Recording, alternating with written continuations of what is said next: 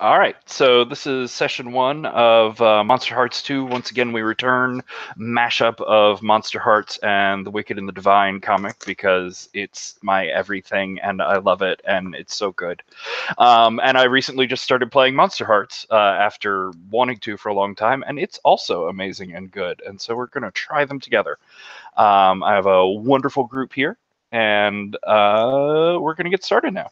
So I'm just going to go through a brief CATS, concept, aim, tone, and subject matter for this. So the concept is, like I said, mashing up Wicked and Divine and Monsterhearts.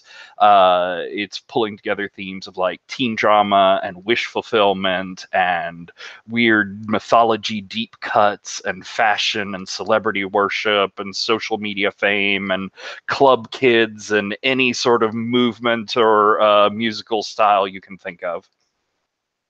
My aim for tonight is to get us through character and world creation, maybe see a bit of the characters in like their own elements or a place of power for them. Maybe get a chance to meet some of the NPC gods, but I want to save getting into real plot and everything for next week to give myself some time to absorb what we're gonna make here. Tone is, I mean, it's Monsterhearts all over. It's angsty, it's bloody, it's sexy, it's teen drama, it's bad decisions, but it's all over the top and amazing because this is the most important thing ever. And then you add in the level of godly power, godly ego, and a real death sentence on all of this. And you get some of that Wicked and Divine coming in. You get sort of the like party at the end of the world toned things. And also, I really love the mythological elements that the Wicked and Divine brings into its world. So I love things that are filled with like omens and portents, even if you're not quite sure where they're going or what they'll hook on to. I just like a very epic feel to things.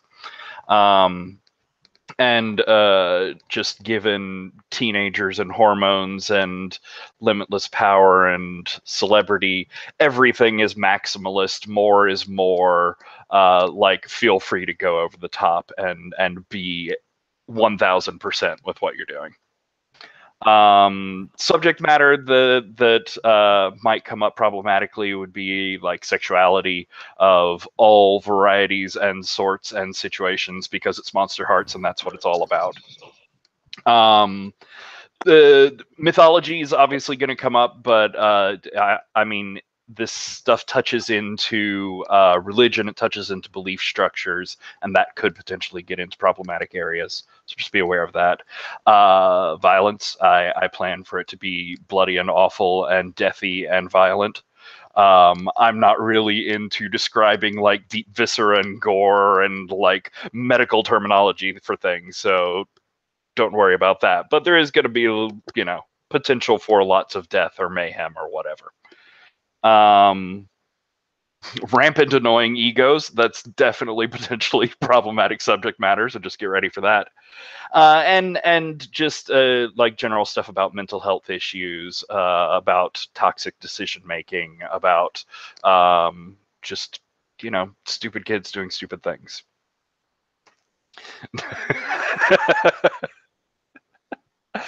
um, so that's sort of what you're getting into. Has everybody had a chance to read through the introduction document that sort of laid out how we're going to go through character creation? Cool. So let's see, we got links up. Everybody knows each other. Oh, I do want to talk about we'll go through the character keeper real quick. So you've got the sort of standard Monsterhearts stuff on the first tab. We've got a couple extra lines for like your god, your purviews, stuff like that. On the second tab, we have a fancy little Pantheon wheel that I built up with some NPCs put in there, and we'll meet them later. But for the Pantheon itself, there's 4 people that were awakened in the Pantheon before you. Y'all are sort of the middle set, and we're starting there at 8, where we don't. I had so much fun making it. Where we don't really know who 9 through 12 are going to be. They're going to awaken maybe over the course of our story. Maybe they would awaken after whatever story we're telling here. We'll figure that out as we go.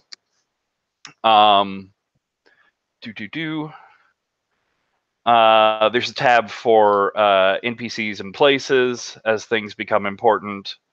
And then there's a want, will, won't tab, which I'm testing out.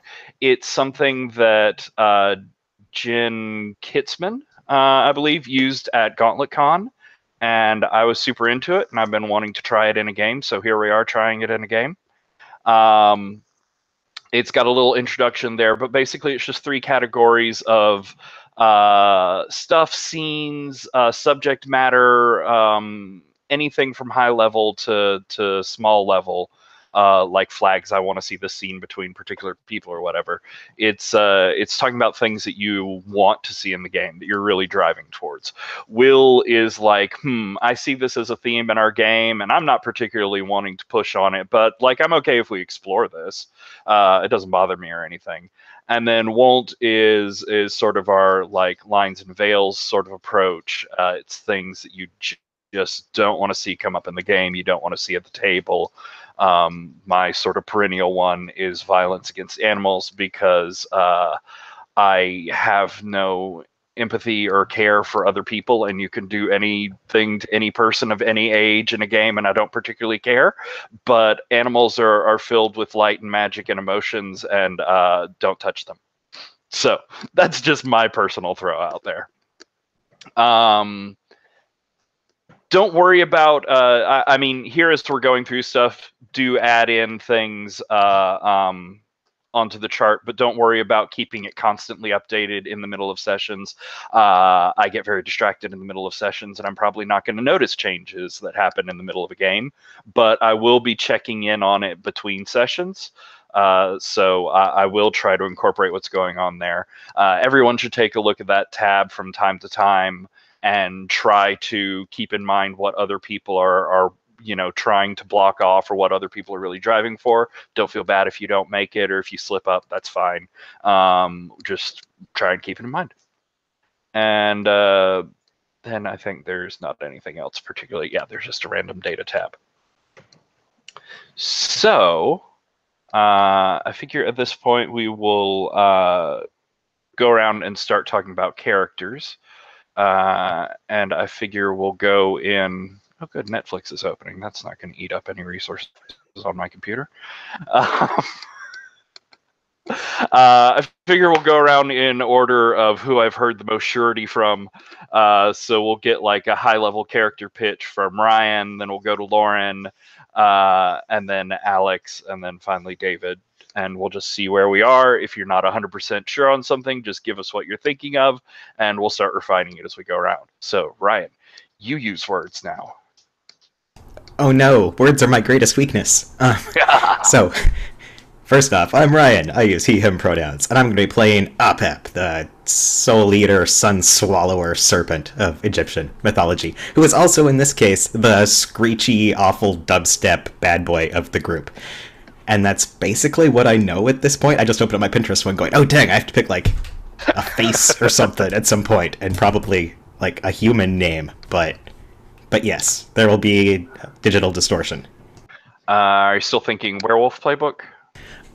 That's also an important detail when you're playing a Monsterhearts game. Yes, I'm going to play the werewolf, because that seems most fitting.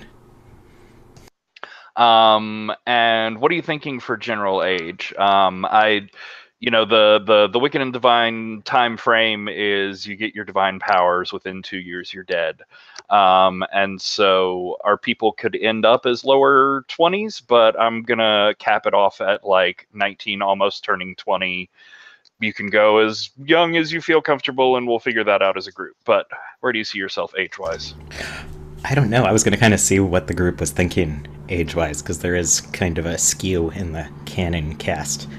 Probably not the oldest of the group, because I definitely intend to have impulse control problems and not be the grown-up. So Okay. Are you thinking of modeling off of like high schooler or college? Or probably that what's kind your... of weird senior year crossover where you're really bad at everything, Okay, but think you're not. cool. Lauren, thoughts? I have too many thoughts. Oh god. Well, like as I've mentioned, I'm just really torn between two characters. One is throwing Chris Martin some super shade because I think he'd make a great cuckoo playbook, being someone who like steals a lot of people's music and aesthetics. But then I also have a deep-seated love of like Sufjan Stevens, like a messenger of death, but like kind of being like coming from a good place of it instead of like wanting to like show benevolence and love and having like a higher moral code, particularly if like we have someone who's gonna have poor impulse control. And as a werewolf playbook. So I think that'd be kind of neat to play like the unicorn off of like this. It's like a benevolent death god. That would be very interesting. Yeah. So I think I'm kind of leaning more towards like the unicorns. There is kind of like the adult of the group who's trying to like pull everyone in line, but like towards their moral code rather than like generic moral code, I guess. I gotcha. Yeah, the unicorn is all about like figuring out your very particular what your moral check boxes are. Yeah, I think that'd be super fun to explore in like a Wicked and the Divine setting.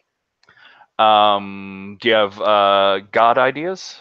Oh yeah, I was thinking it's like I think Sufjan Stevens. I think like unicorn, and I just think after the big googling I did, Tyr, the god of justice seems quite good because they're all about the a lawful, good, greater deity of law and justice, and part of the triad. His dogma was primarily concerned with the punishment of wrongdoers and general furthering of law and good in the world, which I think feels very unicorny. Nice. Okay, Also a so- D&D classic god. Oh, nice. So, I'm going to go ahead and add on to the sheet Lauren's character losing an arm. Look, at minimum, it's just a hand, and like you got two hands. Totally. Do you have an age range idea? Were you thinking closer to high school, closer to college? Do you have a particular age? I guess probably closer to college, like maybe 1920, like on the later end scale of things, I guess. It does feel very much like a very like self-assured freshman or sophomore in college that's like had their mind expanded and they know what the world issues are now. Yes, totally. Cool. Yes, exactly. All right, Alex. Alrighty, I have done way less prep than I definitely should have, but I think I've settled on Atropos for the god, which is the ancient Greek deity of like the yarn of life. And they're in charge of cutting it at the end of a model's life. Oh, I like that a lot. In terms of like whatchamacallit, celebrity, I was thinking of rocking Karen O, the front person for the Yes, whose picture I'm trying to copy paste. That is, I'm very excited about that. And yeah, for playbooks, I'm still kind of lost, but I'm leaning towards something like either vampire or ghoul. Ooh. And just rocking that whole like, we're all gonna die in 2 years, so let's make the most of it. But I'm like still trying to decide between that like for the thrills or because other people should be following me, kind of like. Gotcha. What? My personal experience with Monsterhearts is the ghoul is best when their hunger is basically an addiction that they're trying to like. They like the addiction, but they don't like the addiction. Like having that sort of tension there really, I think, helps out the ghoul. Right. Okay. That's super cool. And I like choosing Atropos because it's not technically like what normally you would think of as a god. Certainly it's a deific figure, but sort of on that like demigod part of the universe sort of level of things. So I really love bringing that as a concept. She gets overlooked a lot. So there are in Wicked and Divine, and of course in mythologies, a lot of multi-part gods. And Atropos with the other two whose names are escaping me at the moment. But she does have two counterparts. Do you think they would be appearing with you? Oh, I hadn't even thought of that. Well, consider it as we're going through, because like you could be three people that are equally sharing this godhood power. You could be one person as Atropos, who's really the focus of this god power, and you pick up two mortals and sort of carry them along with you, but they're very secondary. Or you could have this idea of like you have these different personalities all in your head. Or alternatively, you could be like one part of a triumvirate that is missing their other two, and you have to deal with that sort of approach to it. So just run that through the back of your head, see what appeals to you. Age range. Oh, I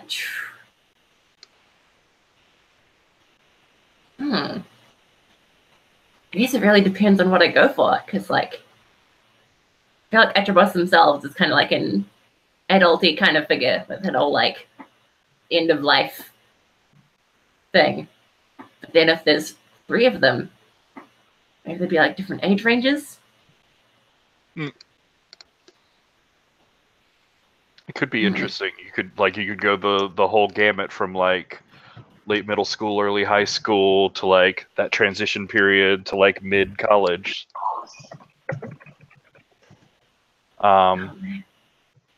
It's cool. Like I said, we're feeling out where this world is going to go. So give it some thought, and we'll move on and see what David is thinking. So coming into this, I told myself I wouldn't decide what to play until, really we got to have the whole conversation, the whole thing. And in the course of the email chat, I fell in love with an idea. I'm playing Amaterasu as a Sasquatch.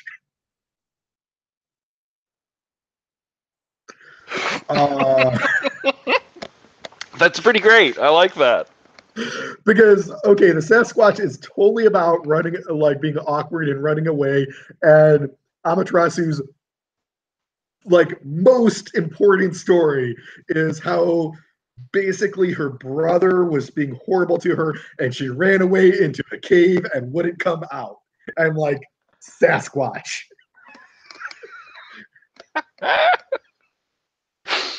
I like it. I like it a lot. Male, female, what are you thinking there? Oh, definitely female. Okay. This is going to be, I was thinking like 14 or 15-year-old, well over 6 feet tall. Just gotcha. Super skinny and awkward looking and gangly, and like not like totally in that like awkward, hey, I am not like used to this body yet. Nice. Do you have a particular like style or singer or celebrity or any sort of cultural look that you're going for? No, actually, I didn't even pick up that we were supposed to look for something like that. I usually just do Google image searches on the day I make the character. That's cool. It's not a requirement of things. It's just sort of a hook into getting an iconic personality put together. Yeah, I think starting off, it's definitely the sort of thing where she is not going to be dressing trendy or attractively like. Now, of course, Amaterasu is kind of a goddess of beauty as well, so I've got a plan for that. Okay, so it might be interesting to see her like try and grow into a look, or maybe just try on and take off a bunch of different looks and styles and things like that. I'll be honest. I may be eyeing a move from the neighbor playbook for just in case I level up. I adore the neighbor playbook.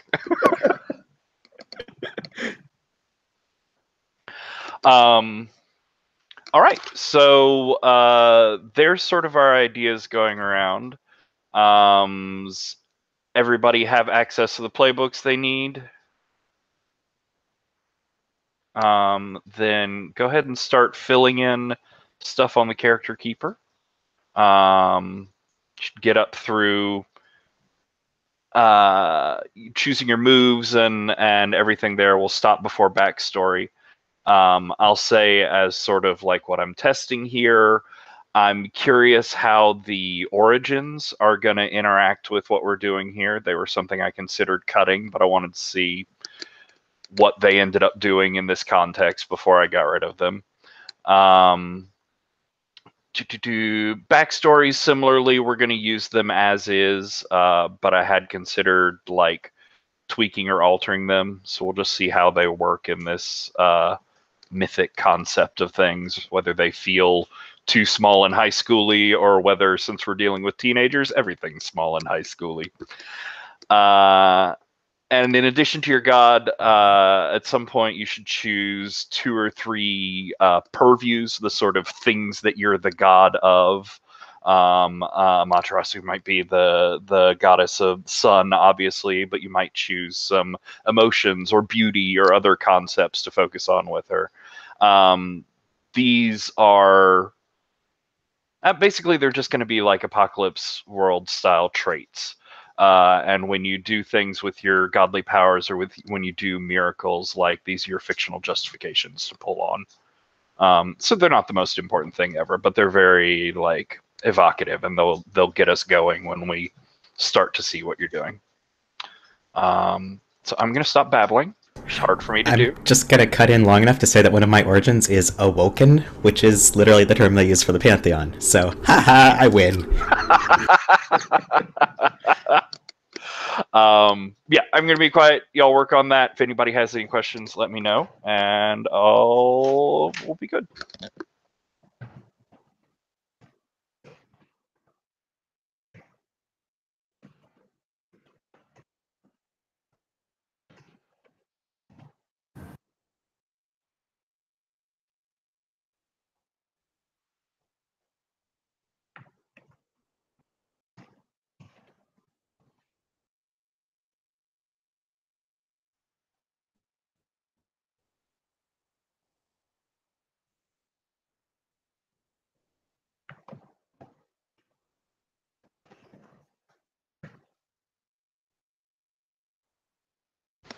I managed almost 45 seconds of silence. It was amazing.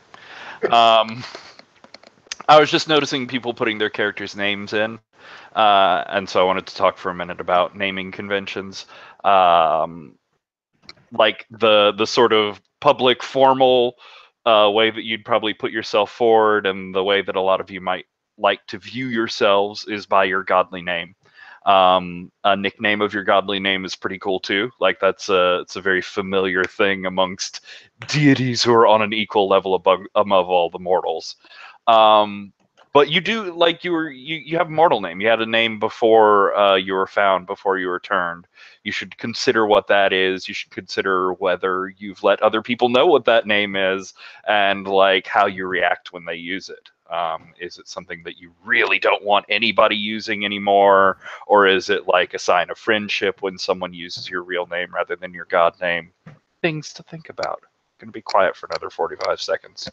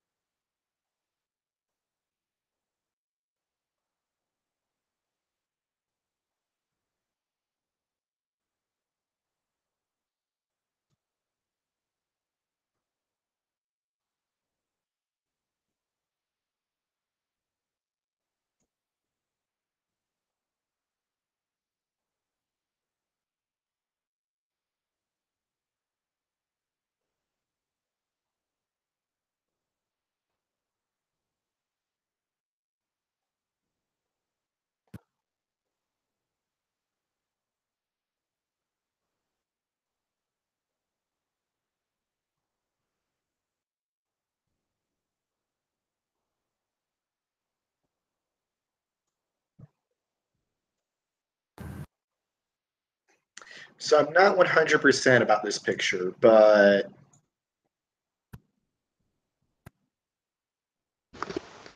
I like it. She's cute. it's really hard to find just like pictures of normal looking people.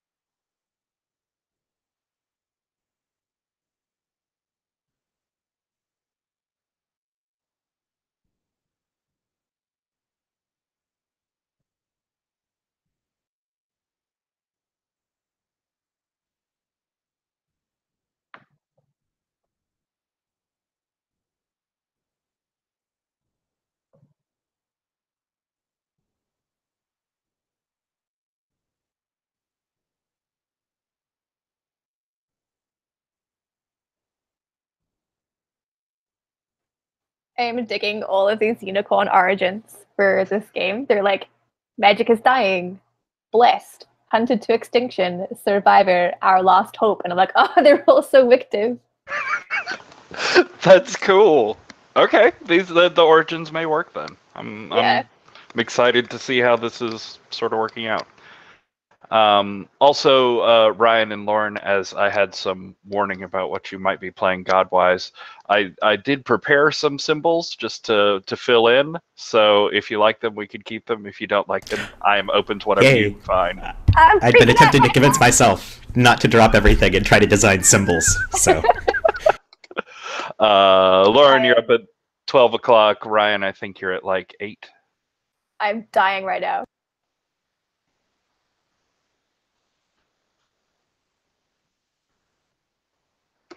It shouldn't be too hard to find a symbol for Amaterasu, considering she's huge for the Shinto religion. And she's a canon wicked god as well, although very different, which is awesome, because the gods keep recurring and they're always very different each time. So this is wonderful. We have a very different one. Yeah, so I'm excited to see how this goes without any, like, touchstones from the comic. Yes. And I am content with my icon. Cool. I love this so much. This is like literally my favorite thing in the world ever. Thank you for all this effort. Sure. I actually really like yours because it's a runic portmanteau of sorts. It's the T, Y, and R runes all mashed together into one. Oh, that is awesome. This like legitimately looks like a pantheon from like the actual comic book. I am like fangirling so hard right now. Mine reminds me of the Virgo symbol, which is so completely wrong that I'm terribly entertained by it. And also there's a snake, so. It's definitely not from the Stargate TV show. Oh my god! I've never seen Stargate, so you can sneak anything you want in and I'll just think you're being very creative. You know that's all I'm going to see now. You're welcome.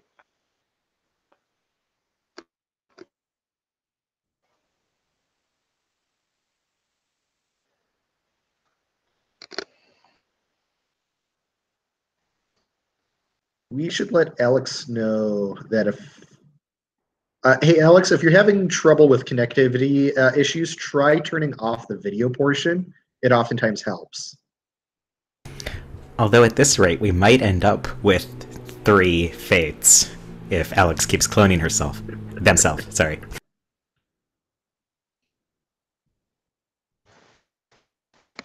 I'm not sure if they're here even now. Usually it's We just have like Schrodinger's god. having lived in that household, it's usually just like a internet needs resetting thing. Hopefully. Hopefully that's true.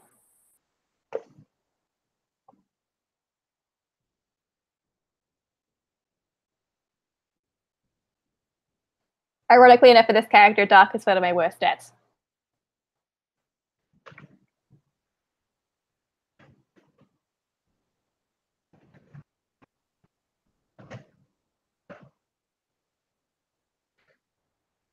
For me, I was like, no, I have to go with high volatile. How can you be a Yeti who can't beat people up?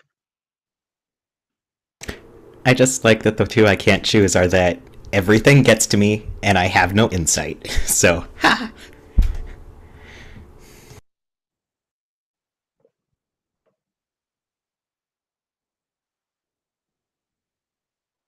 I'm just waffling back and forth on whether to be like melodramatic white boy or not. Oh, I don't remember in Monsterhearts 2. In Monsterhearts 1, you added 1 to your stats. Is that not the case in Monsterhearts 2? I believe. I think it's just the 2 lines to choose from. Yeah, Okay. it should be just 2 lines.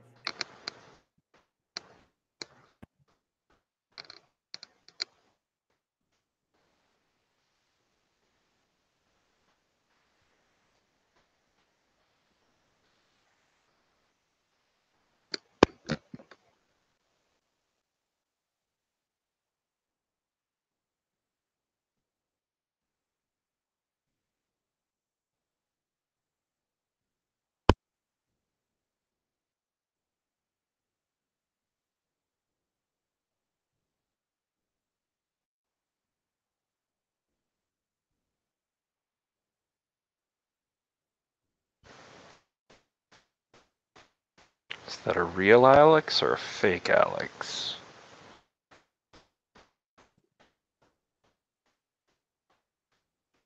Oh. Sad.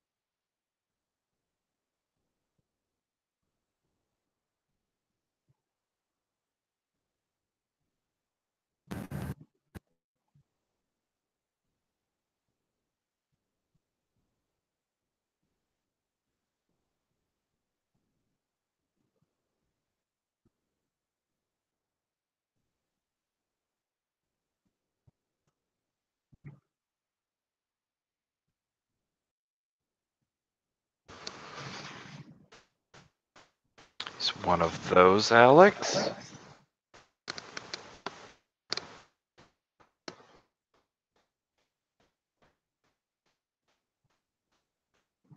Curses.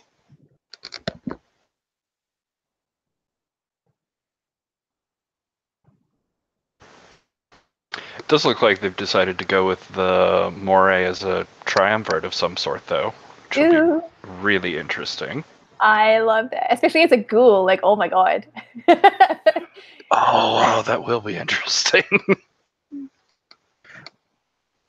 I was, and when we were first talking, I was thinking, oh man, a ghoul and a werewolf like together is just like such delicious tension. I suppose I did say bloody violence, so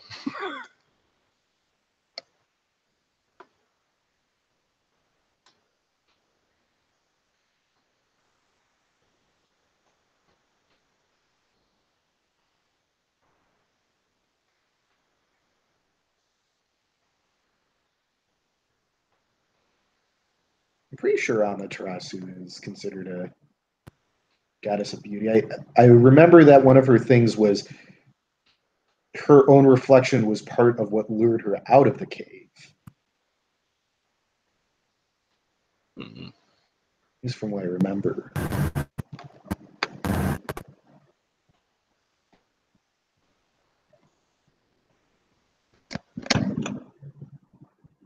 I am definitely taking this move called I Believe in You, which is when someone rolls less than 10 and you sense it, you can whisper words of encouragement at any distance. Roll with integrity. And on a 10, they're fine. On a 7 to 9, you're like 7 to 9 to a 10, or from a miss to a 7. When time slows and fate hangs in the balance, believing in someone can be enough. I'm totally that totally feels like this character. You can do it. You can invoke up, or you can take out bloody vengeance on them all. I'm just imagining somewhere far off, you can hear a tear whispering, "I believe in you," and Apep going, "Fuck you, I'm doing this out of spite." I'm putting that in my wants list.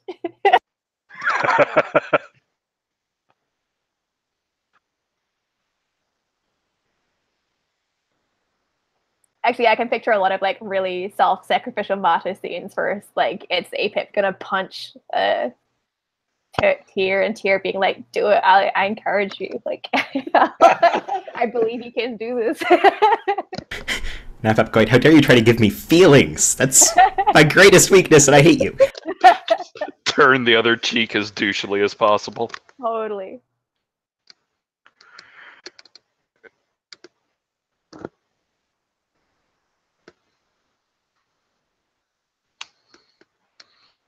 I just want one of these to be Alex for real. I'm here for like a couple of seconds every now and then. But... Oh my gosh. Are you okay? Yeah, I'm not sure what's happening. It just keeps disconnecting and reconnecting every like 10 seconds. That's very odd. Usually it's sort of a one and done. Yeah. I'm sorry. Unless when you're playing games. Well, luckily this is, asynchronous is okay for a setting up game. Just continue on the character sheet and be with us when you can. Sweet ass.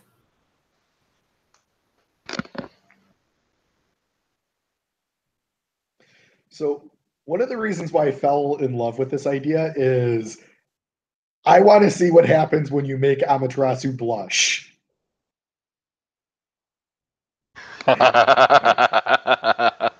Yeah, that could be a dangerous or at least a very excitable situation. I'd also like to point out the Sasquatch move, Musk. Yep, that's when you're getting awkward. It's when it's triggered when I break a sweat. That's it. I'm reimagining it. I've been reimagining it a little bit, but we'll figure it out during play. Yeah, like I'd said, if twisting the details of your moves or your darkest self or any part of your playbook would make it fit better with a godly concept or how you're seeing things, like feel free and just talk to me about it. I'm open to twisting and changing things as we need to, and we can do it on the fly too if something comes up that you didn't predict. Oh man, no, the unicorn playbook needs no fixing. The other move I took is prophecies. When you predict the outcome of someone else's actions well before they undertake it, roll with integrity. Erase one integrity when you roll. On a 10 up, your prediction of success or failure will come true, though perhaps not exactly as you foresaw. On a 7 to 9, the action is attempted, your prophecy will come true, but an innocent will pay a terrible price. Holy shit, that's amazing. I love that. And forgive me for my image, I went with the super most dramatic one I saw, because it's awful, and I love it. This is my favorite game. This is like actually the best thing I've seen in my life ever. That's so good. Man, you're so emo, Ryan. I am not emo, how dare you! I'm serious and scary and tough. and just really like dramatic lighting. I just know where my light is, okay?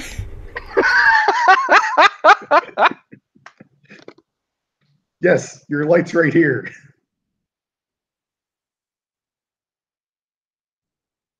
Okay, so first choke of the game. Thank you.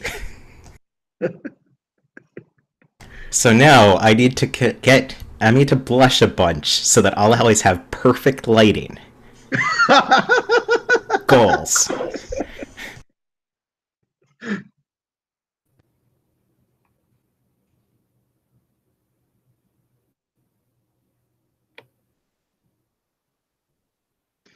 So apparently, with my sex move, if we hook up, hey, you'll have some light of your own for a while,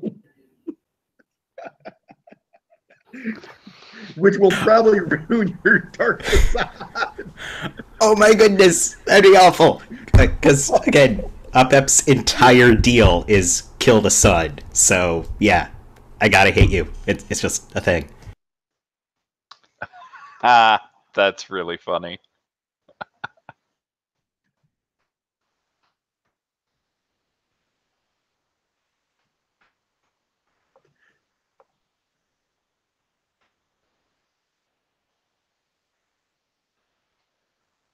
I love the unicorn's sex move. It's when you lay your head in someone's lap, they take +1 forward to protecting you. When you have sex, erase all your integrity. Oh, that's right. You're gonna have like a traveling integrity stat, aren't you? Yeah. I'm gonna be super judgmental. It's all the moves I took are around integrity. But yeah, the integrity works like you hold yourself to a higher moral standard reflected by your integrity stat. It starts at 0 and fluctuates from 0 to 3. Gain integrity when you follow through on something important. Take the higher moral ground on an issue that matters. And then what shouldn't people do? I've chosen lie, hurt others, and be selfish. Straightforward. Yeah. Oh God! I'm putting that on my want list for this game. Yes. If we had a glamour in the game, that would be so bad and so delicious. Yeah. I have the ghoul and the werewolf particularly in mind for hurt people. I'm gonna judge you guys so hard. I would never do such a thing. How about you look away for a moment? I don't know. Have you taken a look at the Sasquatch Darkest Self? Oh, I haven't yet. Oh, they are violent. Oh, nice. The Darkest Self. Now, right now, it's time to rain stones down upon the bullies and excluders. It's time to wreck their precious stuff, to shove them back so hard that they'll never even dream of messing with you or anyone ever again. You escape your darkest self when you hurt one of those people more than they've ever hurt anyone else, and more than you meant to. So we're gonna fight at some point, huh? Yes. Oh yeah. I mean, we'll see what happens. The stat block I took is +2 volatile. Oh shit. So yes, if the werewolf and the Sasquatch come to blows. I also took 2 volatile because I can't really, in the depths of my soul, believe that Apep is actually too hot. So. Lauren, I made you an integrity line right under your harm and stuff. So Oh, you're the best. Track it there. Oh, thank you so much. I suppose the Amaterasu could have had 2 dark. That would be odd. Despite being the light. With +1 cold, I didn't think that was right. Let's see. So, Ryan, how are you feeling on move choice? I keep waffling because most of them would work. None of them stand out as the absolute best move I must take, and I'm just like, but which one should I take? Especially because, like, Heightened Senses requires you to have a decent dark, and I can't have a decent dark unless I take another move, too. So, I don't know.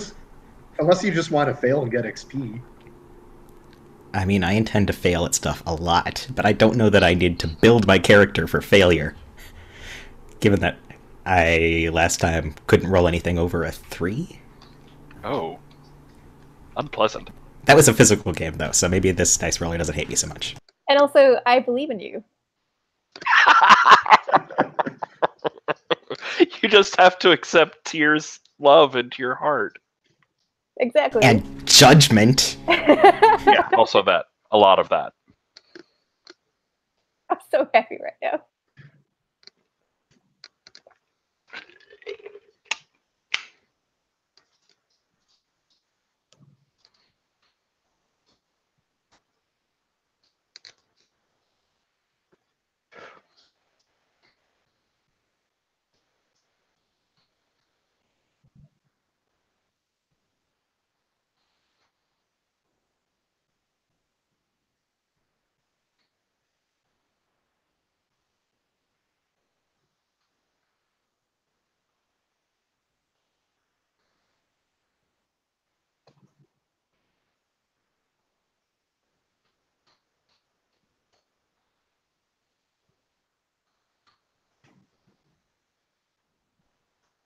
Well, I didn't think of a good choice of a god for it. I was really interested what it would be like if someone chose like the Mortal playbook. So, when we were talking about this beforehand, and David isn't going to get the reference, but Patrick said that Baphomet's definitely the mortal, and it's so true it hurts. Because, yeah, you just play in second fiddle to somebody. Not really good at anything. So true. Yeah, there is a character in the original comic that is, he's like a hell god. He tries to be all awesome, but really he's just totally subbed himself to this other god, and he does anything for her, and he's pathetic for her, and all of it suddenly becomes the Mortal playbook in a really delicious and unexpected way.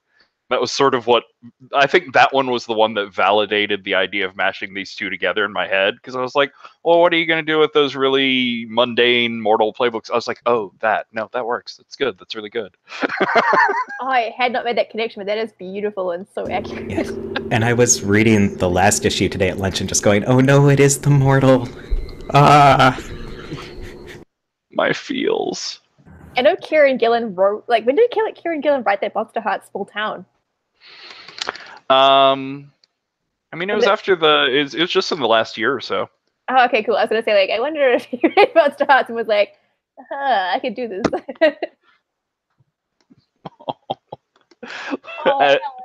Yeah, as long as you're... Oh. Are you here, Alex? I'm still here. I'm still here. Don't worry. Okay, it's just lying to us. Yeah, probably best to just turn the camera off and leave it off, because that saves a bunch of bandwidth. Yep. But I don't have a choice in it now, so yeah. Okay. I was gonna tell you, Alex, earlier that I think it's really funny that you chose Karen O as your look there, because I based one of the NPC gods off of a Yeah Yeah Yeah's song, but not Karen O herself. So that's just really weird crossover. Huh. Victor is one of the most mainstream artists I actually know. So I was like, oh, maybe people will actually get this reference when I put it out there. Well, I think it looks like we're probably to the point where we could start going around doing more in-depth introductions. Ryan, are you ready to start, or do we want to start with someone else? I don't know. I think Lauren has more of her sheet filled out than me. Okay, let's start with Tyr. Ooh, what do you want to know? Well, let's just go through your playbook choices, starting with your look things and how you interpret them, what they mean to you, your purviews, and then we'll go through your stats and moves. Awesome. So, yes, I shall be playing Tyr, God of Justice. I'll be playing the unicorn skin, and I've chosen purviews as Justice Guardian Dove, kind of being that judgmental piece. We just all need to get along and be cohesive, guys. We've not got long on this planet. We need to treat each other with tenderness and care. and that like more benevolent side of justice, I suppose. Nice, but I think it's interesting you also have Guardian in there, which definitely has some like violent implications to it. Oh yeah, totally. Like there probably will be that violence, like when the moral code gets breached or that kind of thing. I feel like this is a very hypocritical god. Nice. What was his name before it was Tyr? Oh shoot. I will get back to you on that. It's something very Cool. mundane. That's fine. So ornamentation for look. What is that? The picture gives me some ideas, but what does that mean to you? Yeah, well, I was thinking like unicorn ornamentation, but no, I fully think that Tyr rocks like full on those full on angel wings like at all times because that's not pretentious at all. Amazing. That's part of his look for sure. So he's very like that in particular is like his ornamentation, but I think he also sort of rocks like that. The silver whatever that is, the silver tassel-y thingies on his arms and stuff, and it's just like raise that line in it between tacky and 90s and like space. I think that's three words that sum up Sophia Stevens' aesthetic.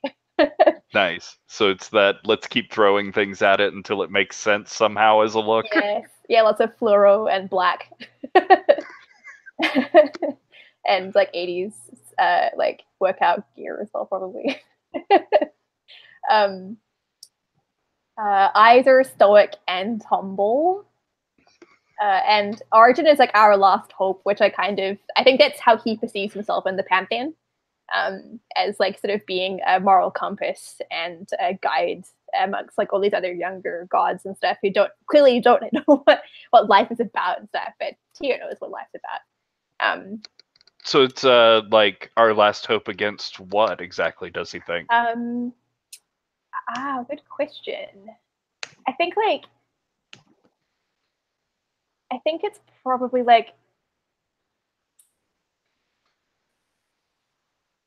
our last hope is, I'm trying to find the right words to say, like this being like a good pantheon, like this being like a pantheon we can be proud of before we all die, because it's like an inevitability of like the lives that we lead, but it's like he's gonna lead them to good, I guess. I think that's kind of, I'll flesh it out more as I think about it. But like, sort of.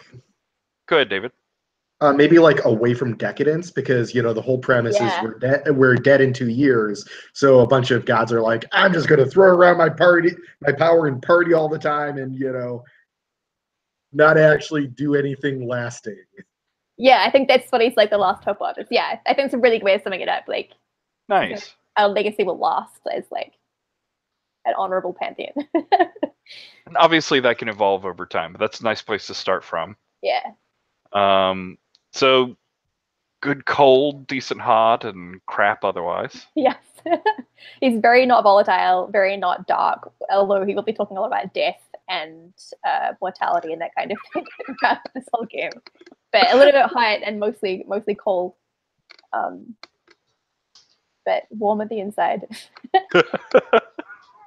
And the moves I've taken are, I start out with People Should Never, which is the integrity one, where I hold myself to a higher moral standard. I gain integrity when I follow through on something important or take the moral high ground on an issue that matters. And from Tyr's perspective, that moral standard is like people shouldn't lie, hurt others, or be selfish, because we have a lot of power to wield, obviously, as pop gods, and we need to use that power for good.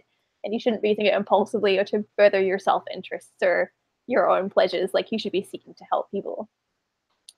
So is it like more important that your fellow gods follow those strictures than that mortals follow them? I think like he holds mortals to that standard too, but it's an elevated status of like us as gods have a certain, like, we're in the limelight and people look to us as like inspiration. And as much as like they worship us, like we need to give that back. And so he holds the pantheon to like that standard plus. But also people shouldn't also do that, but also people are fallible. I gotcha. If that works.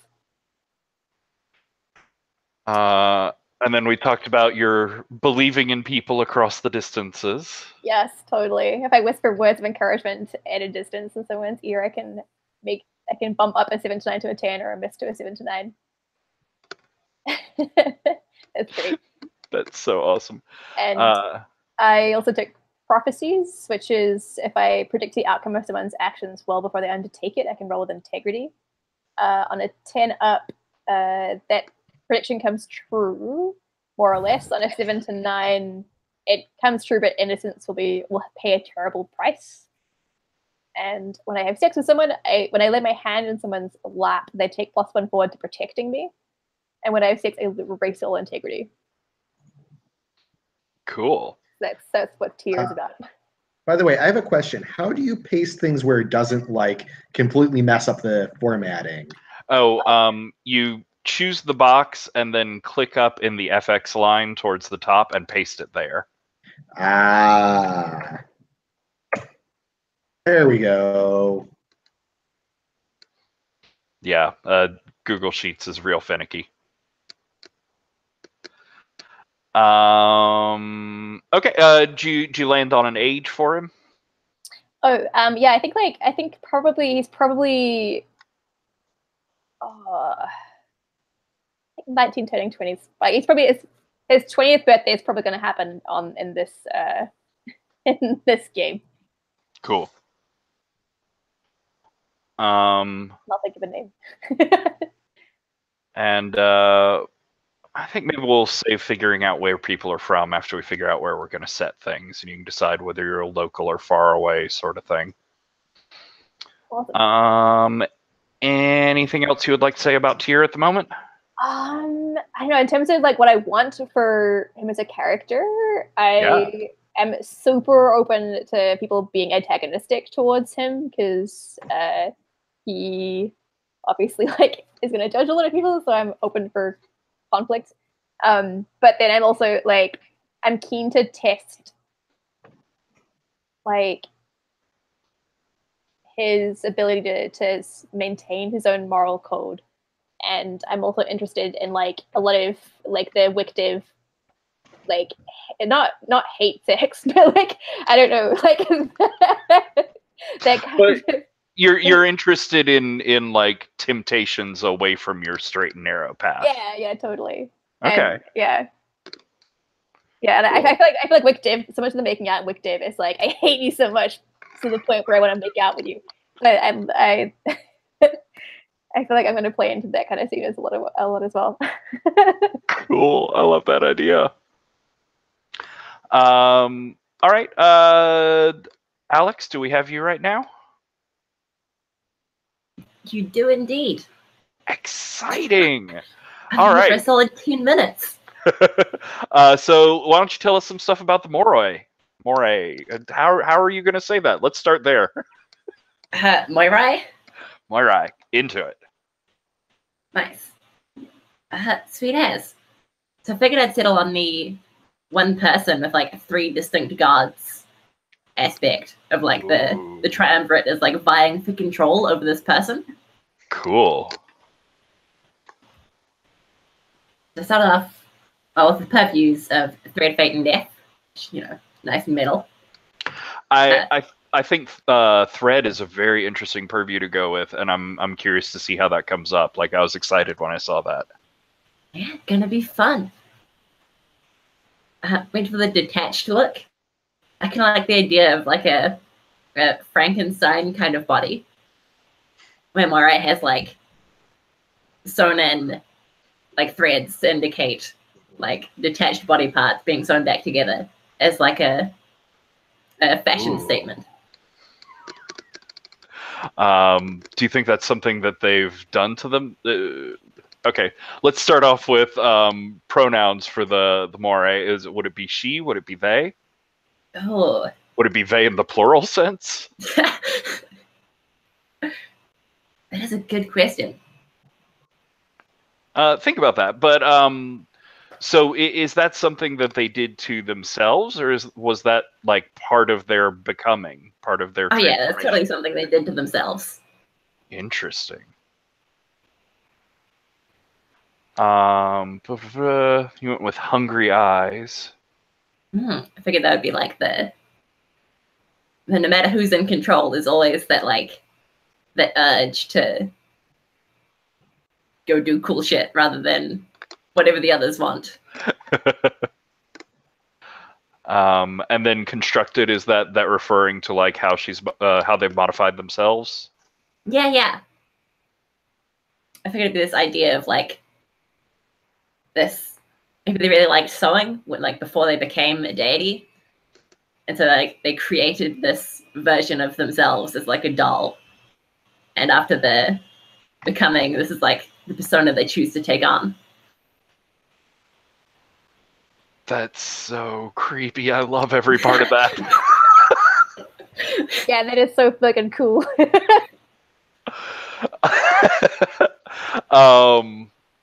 All right, so looks like you're good in cold, not bad in dark, and sort of otherwise.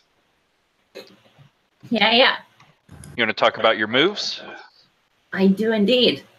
So, started off with the hunger. I went for power. Thinking maybe there was like a lack of agency growing up, and like maybe it's good for one of the Moirai at least wants to take back that power, and so they're constantly trying to like push the others in a direction of like gaining power over others. And what does that mean to you, power over others? Like what would that look like? I think it's got to be a nice mixture of like fear and respect. Okay. Sounds very selfish. Yeah, I think it might be. I can't wait. Cool. Then I went for ending, which I'm going kind of out on a limb here, so let me know if it's too weird. But I figured with the whole like the Moirai, like seeing the fates of all living things, maybe when they became the Moirai, they saw how they would end at like near the end of the 2 years, or like at some point in the future, they saw how they would die. Interesting. No, I'm totally into that. I could also see, like, if you wanted to play around with that move, I could also see you turning that on other people and talking to them about their deaths. I hadn't even thought of that. That's amazing. Yes. Like you could inspire that sort of like survivor's lust sort of thing of like abandon, I'm gonna die anyways, and someone. I'm cool with you mixing it back and forth depending on how the situation feels. I also love the idea of like slowly digging out details about what you think your death is going to be. Yeah. We're gonna have so many competing prophecies. It's gonna be amazing. Which will be really interesting. Yeah. I think it's cool to have like the gods of prophecy over here with Tyr over there who actually has like a hard and fast prophecy move. Yeah, totally. All right, Esprit de Corpse. Yes, I figured this would be like whenever one of them is feeling lost, then another one will like try and enforce their will. Like when you're looking for answers, someone else is like, here's your answers, but we're going to be doing this now as well. That is fascinating. I've never really paid attention to that move before. That's great. Cool. And then your darkest self. Yeah, dull hunger sharpens. Can't focus on anything but satisfying the hungers. All right. Kind of think that it's like a. No, go ahead. Kind of think that it's like the one that's currently in control has failed, so I've got to make things right. But things are never going right when you become your darkest self. Okay. So that darkest self with the blood, the meat, that's very in the ghoul archetype. If you wanna stick with that as it is, that's fine.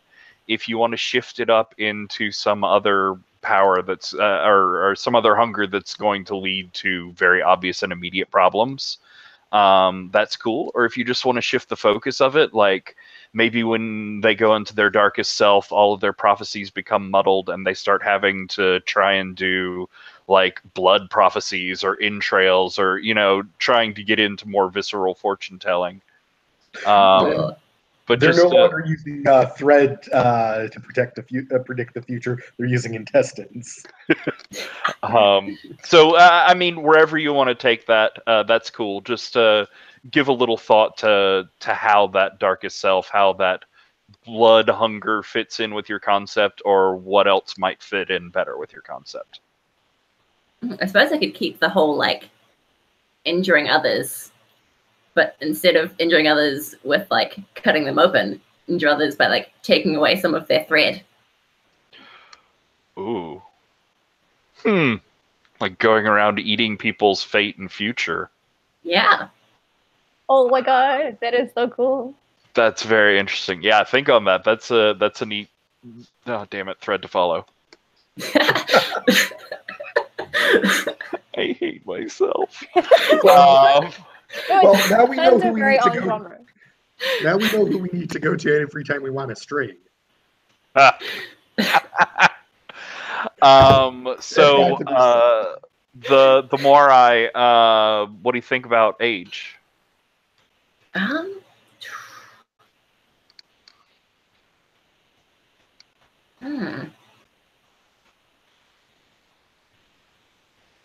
Let's go for like late high school, kind of like getting some semblance of authority within society, being taken as something slightly more than a kid, but still like that whole held down and nowhere near an adult.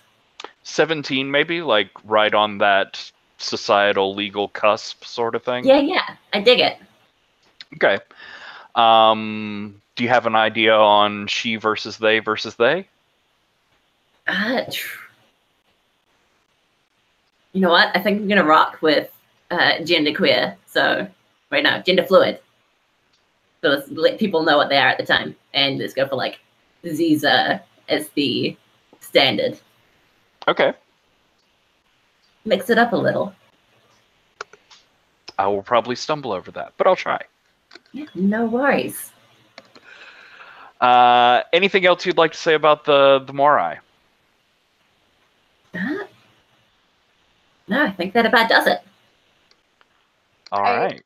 I didn't share my darkest blue for people, my darkest self if people want to hear that, because it's like literally the saddest thing I've ever heard.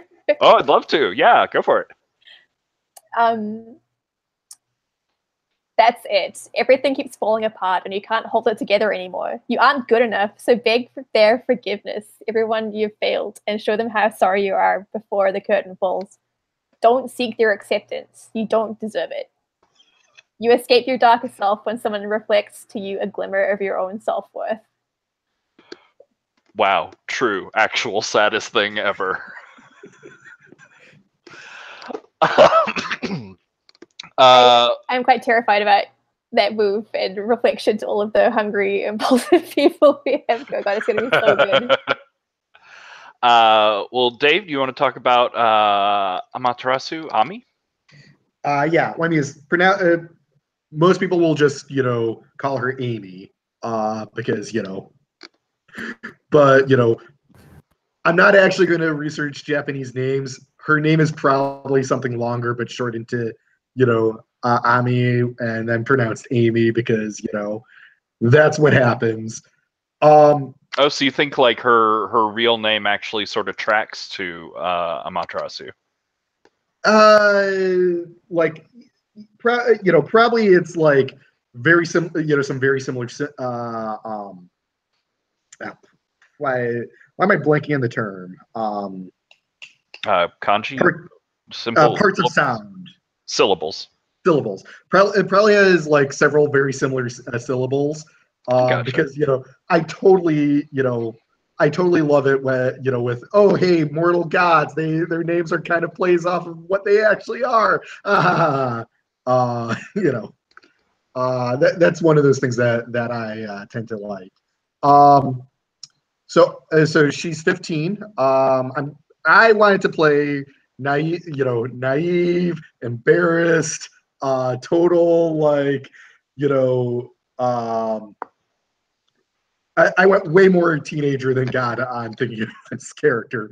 So definitely that very awkward, hasn't come into themselves sort of person. It's cool. She's obviously Asian. Is she actually Japanese? Yeah, let's say so. Okay. Lenny is probably like third generation American. Okay.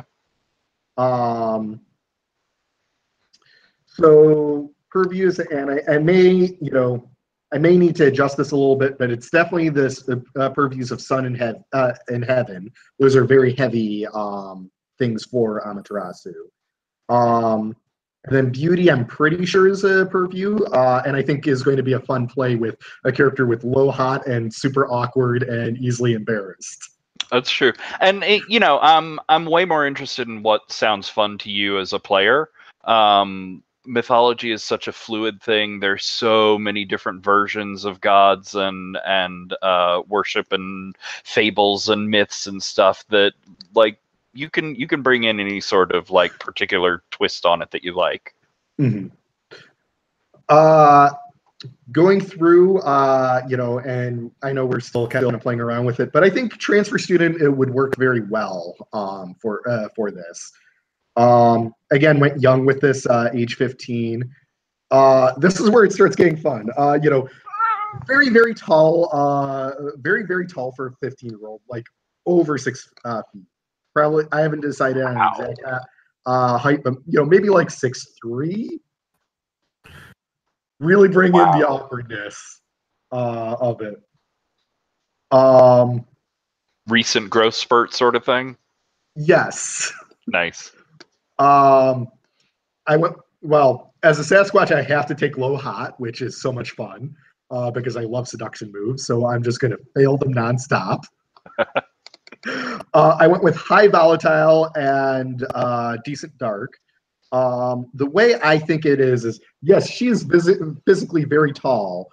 I think she also tends to radiate quite a lot, as in light and heat.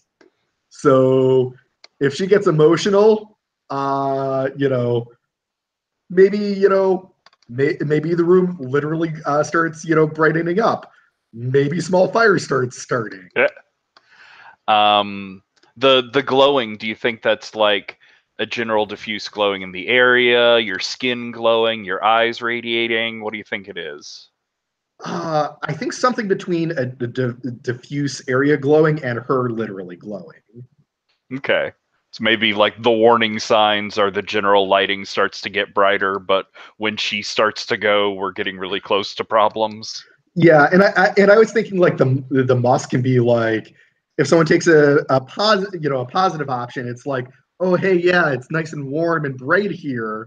If there's a negative aspect, it's like, oh, do you smell burning hair?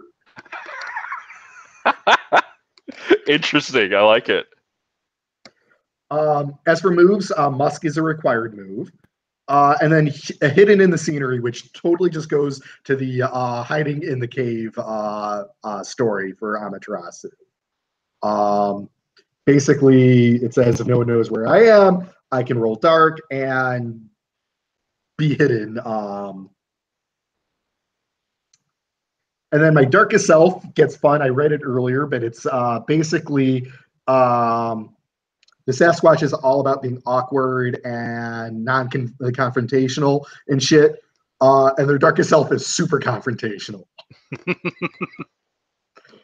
And then the sex move is basically the musk wears off on someone else, so someone else starts glowing as well, is the way I'm reading it. I think that'll be really interesting to play with as we pass off bits of Ami to other people. You talked about age, generally where we're from. I think that's all I can think of. Is there anything else you'd like to say about her?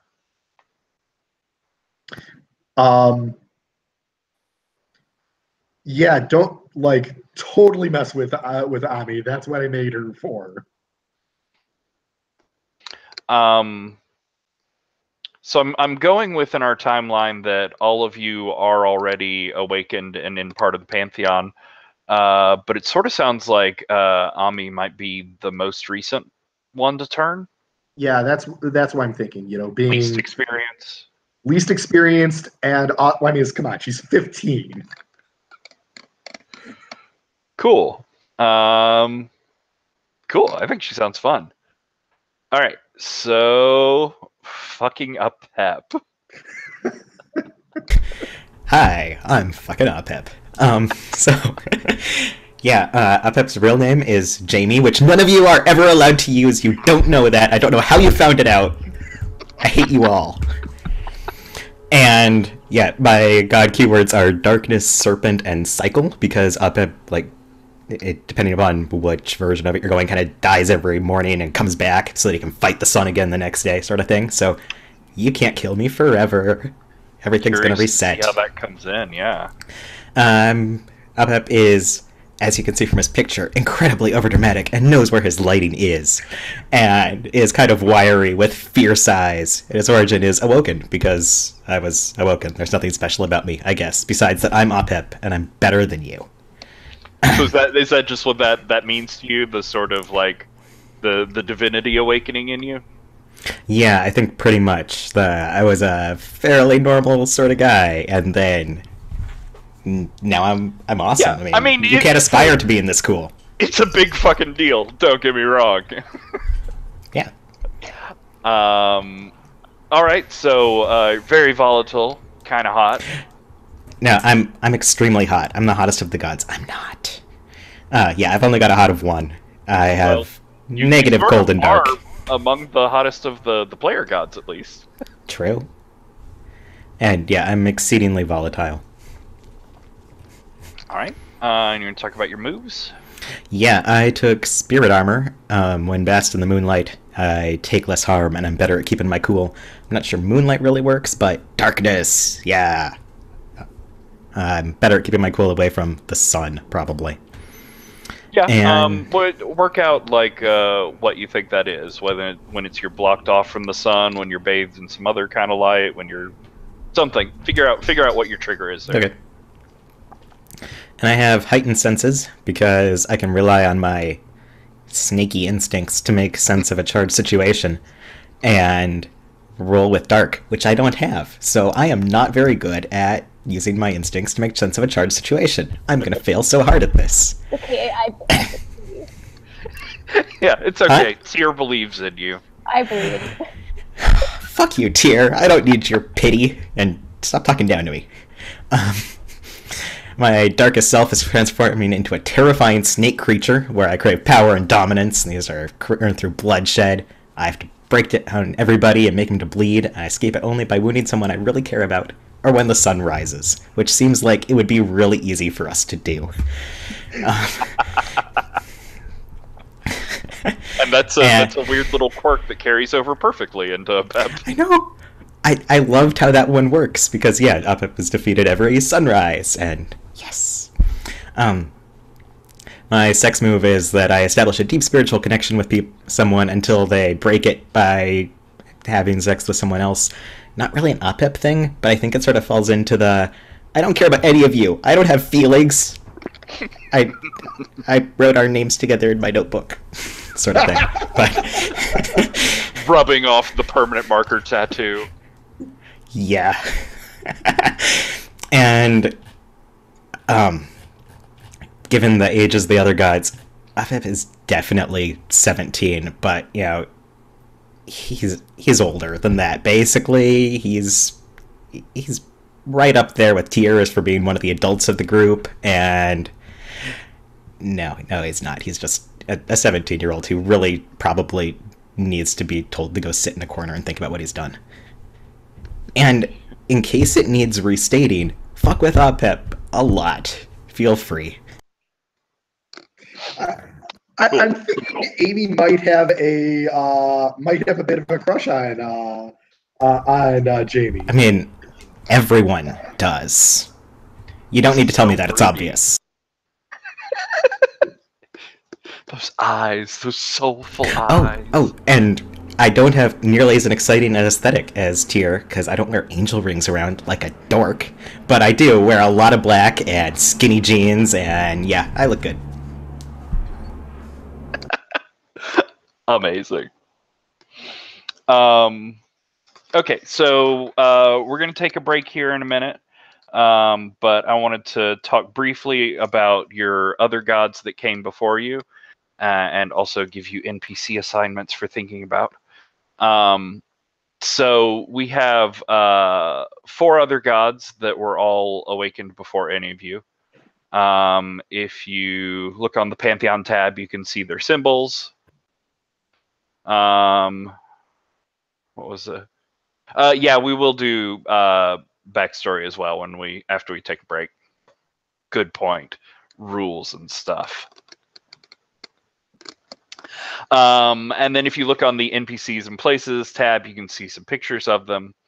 We have the Ancient One, Zurvan, who's the one that he came to each of you. He revealed your impending divinity, and turned you over into your godly selves. We have Ares there. Her real name is May. She tends to dress in like biker leathers, studs and spikes all over them. She has 2 attendants with her at all times. They're also dressed head to toe in black leather, a lot more basic, and they have sort of like a modified motorcycle helmets on. They're like somewhere between a Spartan helmet and a motorcycle helmet, completely blacked out. You never see their faces. They never talk.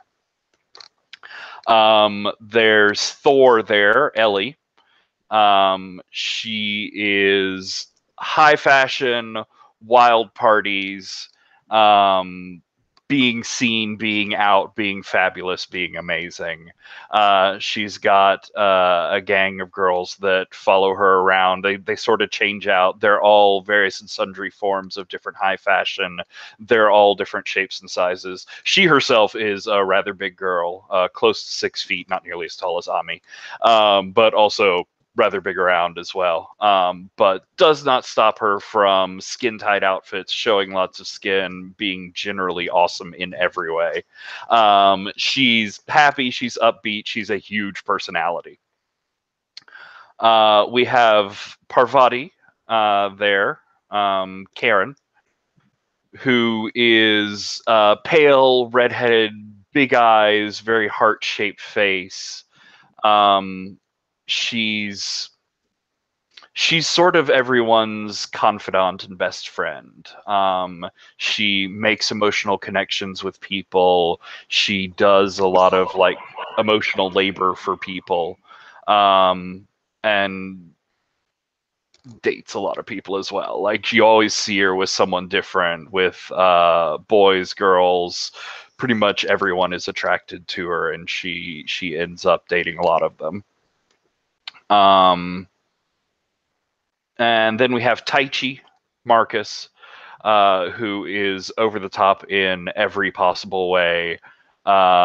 Smooth and beautiful and caramel colored and sort of like weirdly perfect. Fashion is very throwback to the 90s or just lots of gold. God of fortune and luck there. He also tends to travel around with a fairly large crowd, and just constant flow of money. Like whether it's scratching off lottery tickets, whether it's just finding money places, whether it's winning random prizes, he is constantly making money. God, if you should go to him with a casino, it would be an insanity. But just as fast as he's accumulating all this money, he tends to spend it back out. And so he's just sort of in the middle of a constant roaming party. I think as we start things wherever we are, the 3 girls, Ares, Thor, and Parvati, are going to be there in the area with y'all. Taichi is off traveling somewhere, having fun, being in a sort of roaming party. So that's general touchstones for them. over the break, obviously look at what your backstories are going to be and start thinking about those. I'd also like to get 2 NPCs from everybody. Someone that you have a positive relationship with, someone that you have a negative relationship with. Very much stealing from Blades of the Dark. It works really well. But in that, I did want to point out, one of the big sort of assumptions for Monsterhearts is your family interactions, sort of stuff with your parents. I'm not going to be having that as an assumption because you're working on some weird different level. But if you want your parents or a family member or something like that to be part of your story, then bring one of them in as one of your NPCs, and that'll flag to me like, hey, this is really a part of your story. We'll bring your parents in. We'll deal with that whole dynamic. But if you don't want to, don't worry about it. And also, I'd like from each of you another god. Just go easy. Go with what your second choice was if you want to do that. And at some point in here, we may see some of these NPCs turn into some of those gods. But it's not necessarily that like your NPC is going to turn into the god that you give. We're just getting some potentials out there, and we'll see what happens over the course of the story. Questions? That'll make sense. Cool. Let's take a 5 or 6 minute break here. 2 NPCs, 1 positive relationship, 1 negative, and a god. We'll see you in a few minutes.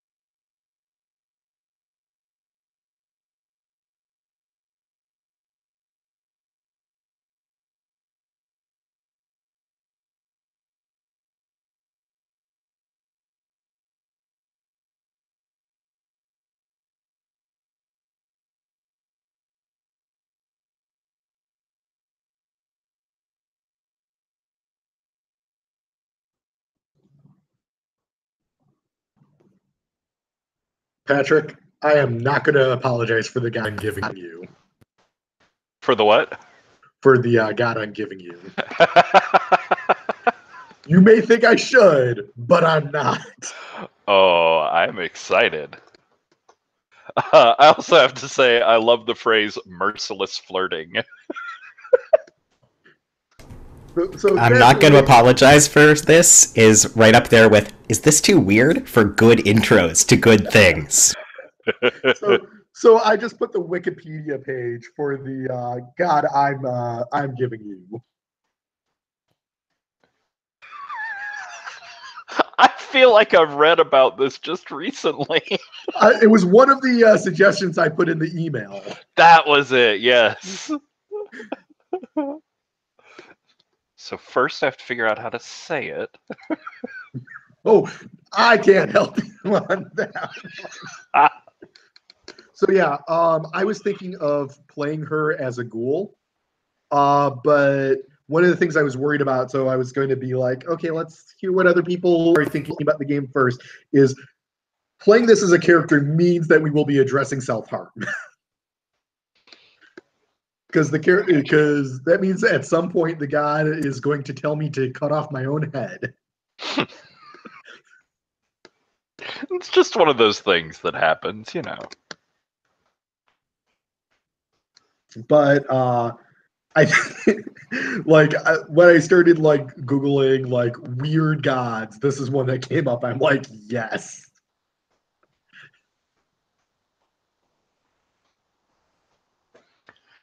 Yeah, you can't beat unique and you can't beat visually arresting. I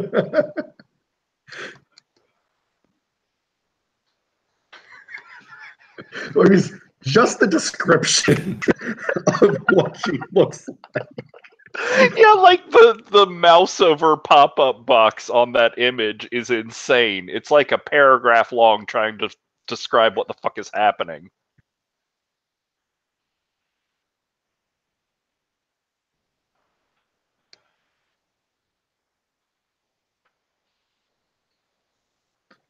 I mean, the degree of like visual importance to every like to every aspect of the god in Hindu gods is amazing. Oh yeah. It's just like packed full of meaning, and it's like we need to add more meaning. Okay.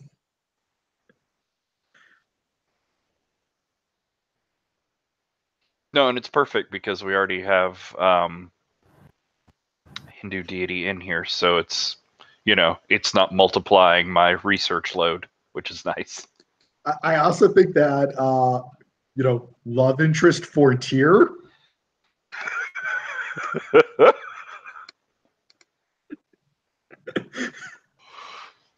There are going to be some weird relationships going on here.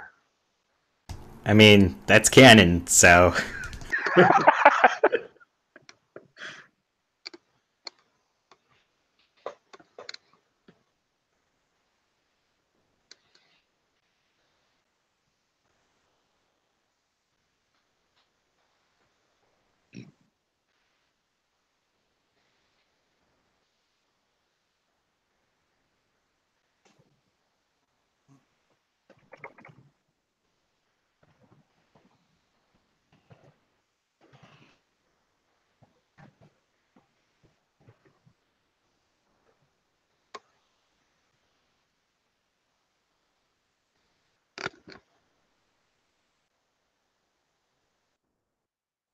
I'm also here, in case anyone was wondering. Yay! All right, so we're all back.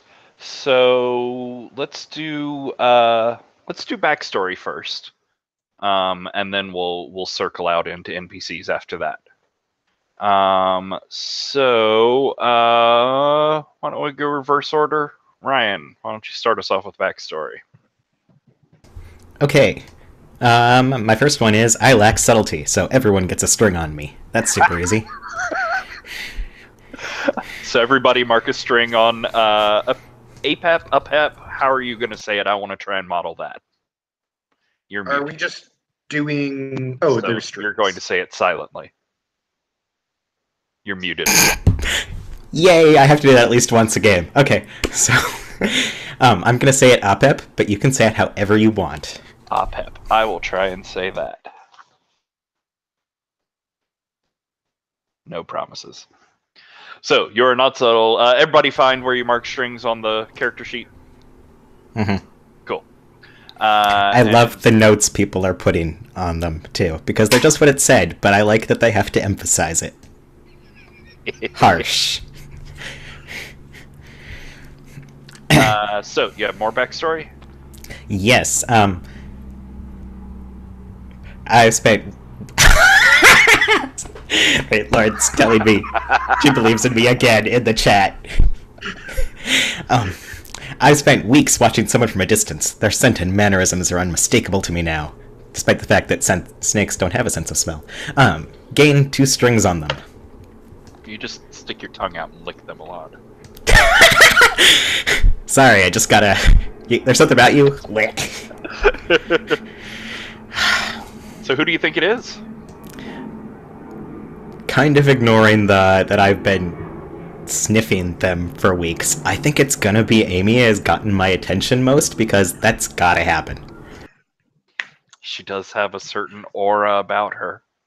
And I think Apep definitely does constantly mispronounce it as Amy, so apologies. Nice. And Apep, double checking, he, him, right? Okay. Any more backstory? Nope, I'm simple. I don't have attachments. I'm lying. All right. Let's go to Alex. You have backstories? My backstories. The first one is, someone reminded you what love was when you thought that death had stolen it away from you forever. Give them a string. Oh, I have to know who this is and why and everything. So many details. Yeah, me too. I've got no idea. Okay. Does anybody else feel drawn? Is this where we, like, pitch ourselves like bachelors on a dating show at the Moirai? Who am I going to give the rose to this week? So read it off one more time, just so everybody's got it in their mind. Someone reminded you what love was when you thought that death had stolen it away from you forever. So, you didn't die, but is it your impending death that you think is you thought killed love inside you, or what is it about what's going on? Yeah. Maybe there's like a period of dejection and sadness after like seeing this vision, and this is like what finally broke me out of it. Okay, so who feels like they broke the Moirai out of that depression that came with knowledge? In a real like weird way, I could see it being Tyr, just because Tyr is all about like self-betterment and like don't be selfish and like find a higher purpose, I was thinking that kind of pointed at Tyr because, the hope for us, and I believe in you. You can not be a depressed mess. But it would be entertaining for it to be anybody. Yeah, exactly. Nice. I dig it. All right, Yeah. and what's the string exchange there? Tara has one on me. Cool. And do you have another one? Oh, yeah. Did anyone watch you die? If so, you gain 2 strings on each other. Which, I mean, in a weird way, is still very possible. So, do you think that would be like the moment when the Ancient One transformed you, or do you think that would be when you did the stitching and whatever you've done to yourself? Or maybe it's somebody had a vision of the Moirai's death. I kind of think it being the moment of ascension. Okay. So when the Ancient One came to you? Yeah. All right. If anyone is down for that. So that wouldn't be Ami, but then out of the other 2, who do you think that is? I don't know why it would be me, but I'm down for it to be me, if you want. Or we can just put all of your strings on Tyr. Heck. Let's go for it, Ryan. All right. And what's the string exchange there? 2 strings on each other. Wow. All right. And do you have any more? Nope. Okay. I'm just curious for the Moirai. How do you feel about Apep being there? How do you feel about being seen in that moment? Is it positive, negative? How's that feel?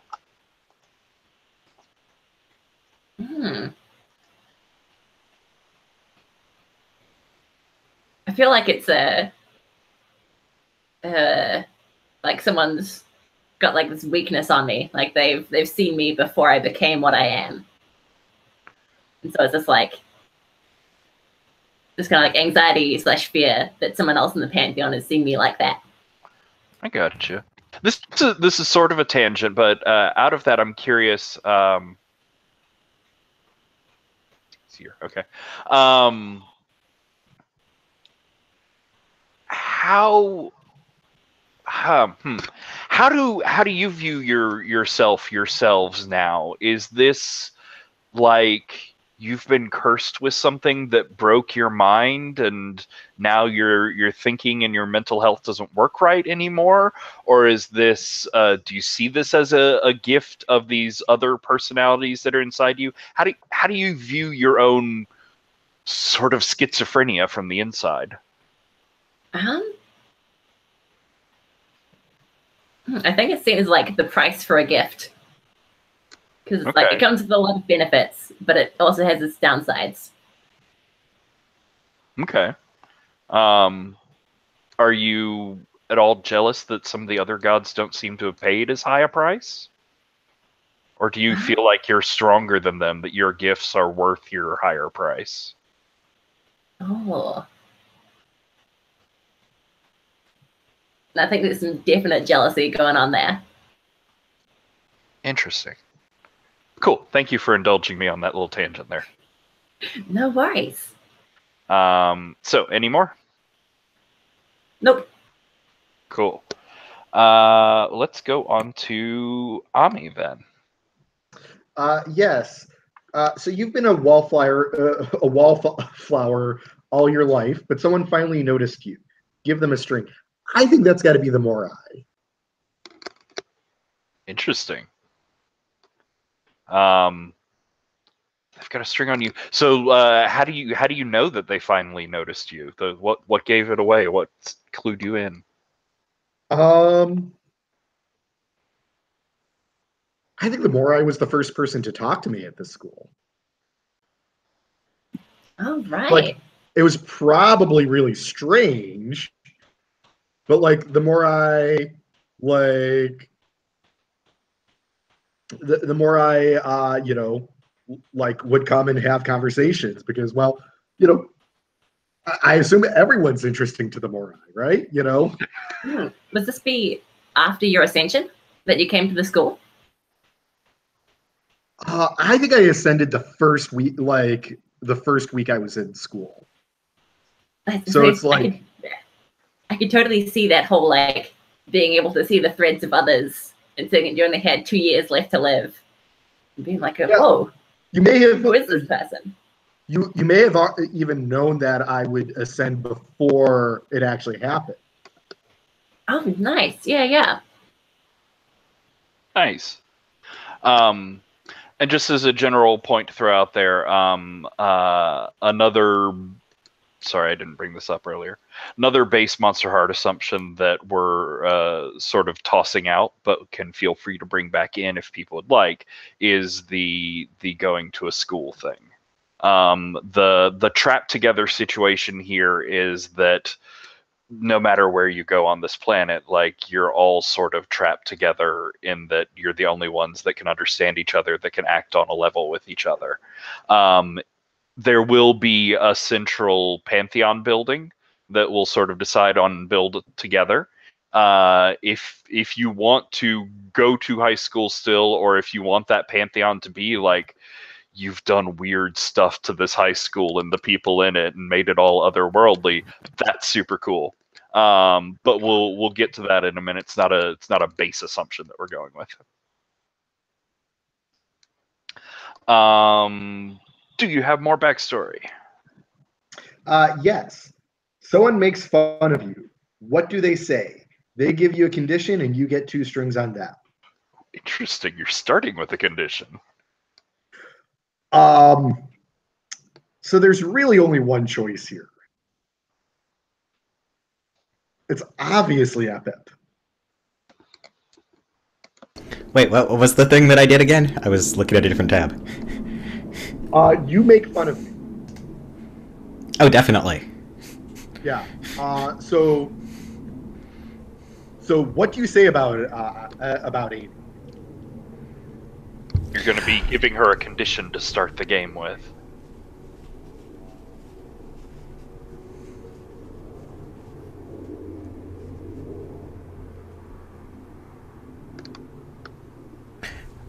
I'm trying to think of what I say, how it becomes a condition.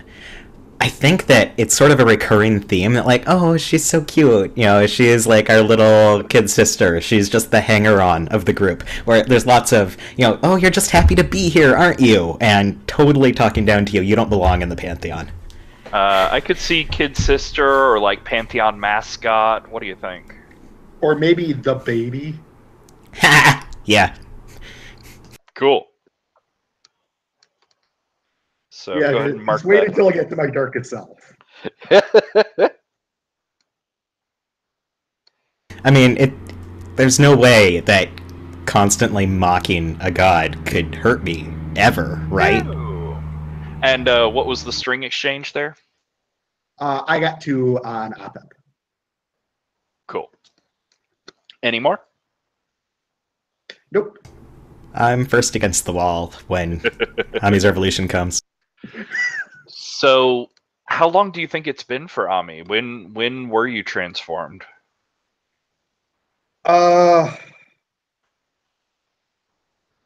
Maybe a month or a couple months ago. I like a month. We're on a 2-year time scale. I was figuring we were in the 6 to 8 months in range. So I think a month puts you still at really new. You said you're still very much on the mortal scale of things, but how are you dealing with the mind fuck here of godlike powers and also depression of death, that sort of thing? I'm so tall! No one will ever find me attractive! So a lot of this has yet to sink in. Well, so the whole thing for Amy is like the becoming a god thing is totally like just wrapped in the whole puberty thing and like that massive growth spurt and like being awkward. So this is just the whole kid and caboodle of what what the hell is happening to me. Love it. That's great. Cool. Then let's go on to Tyr. You have backstory questions? Oh, Yeah, and I'm please. sorry, briefly, Ami is she, her, right? Yes. Tyr is he, him? Mhm. Cool. Let me see. Someone wants to take something from you. Ask them what. Gain a string on each other. Ooh. I want to take your integrity. I don't know if that counts, but you need to come off that high horse. Oh, I think that totally counts. Awesome. Yes. Yeah. You want my integrity. So you want to corrupt him, you want to prove his morals false, you want to get him in trouble, all that sort of stuff. That sounds amazing. I'd like to know, like, how did you try and do that in particular? What was the situation where you tried to trick him, lure him, whatever him into dropping his moral facade? I think just sort of constantly, like, integrity microaggressions of the, it's okay to be selfish. You got to look out for yourself, and also just aggressively flirting with him all the time. Yes. I am so here for all this. Cool. Yeah, more? Yes, that's a gaining string each other, so there's a mutual string exchange. And then someone's in love with you and has told them about their feelings. Gain 2 strings on them. I'll be honest, this could totally be Amy. Excellent. Yeah, I could totally see that being Amy. She's very open and vulnerable. She probably like came up to Tyrion and is like, and then it's just like gets like really hot and your feathers start getting singed. And I love that so much. That is so adorable. That anime confession scene turns into a sudden bonfire, and it's wonderful. Any more? That's it. Cool. So, we'll circle back around to Ryan, and we'll start with some NPCs and gods and things like that. For Apep, I'd like to know an NPC that you have a positive relationship with, one you have a negative relationship with, and a god. Oh no, I was busy in between the bonds thing looking at Pinterest pictures so I could fling them up on the NPC thing. But,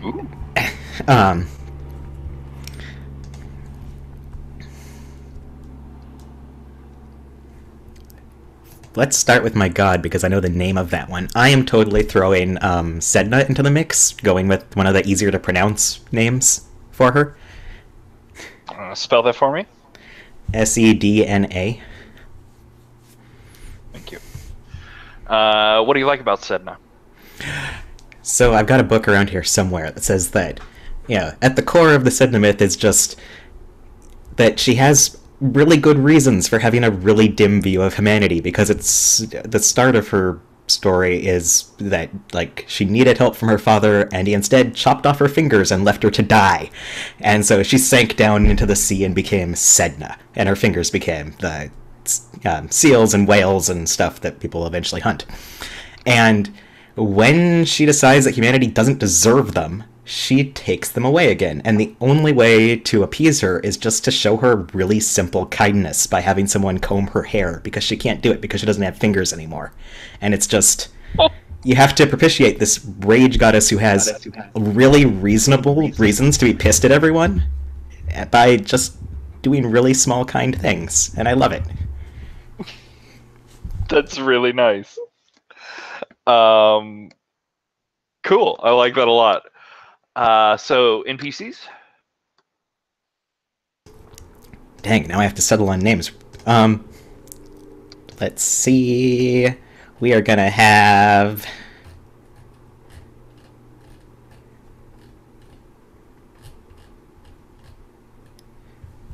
Zoe, who I have a bad relationship with, who's an ex, and Damien, who I have a good relationship with, who is also an ex. Damien, I-E-N, I-A-N. Let's say I-A-N. So tell me about what went wrong with Zoe. We're both really... Well, I guess Zoe was a really cool, really strong personality, and I was also a really cool, really strong personality, but really it's that I was really jealous of her, and that kind of broke apart the relationship, because she was just cooler than me and I couldn't deal with it. So I'm assuming this was Jamie dating Zoe, not Apep. Yeah, this was Jamie dating Zoe. Way back when. And then, Damien, that relationship fell apart because I ascended to be Apep, and I kinda outgrew him. I mean, I'm just too cool for him now. He's very mundane and everything, but I still kinda care about him. So it's that kind of awkward, we've got good relationship because he's like, he knows me, he can get through to me, I'm not just a rage snake and everything, but also I'm like, I don't really want to let him in, but I still care about him, sort of thing.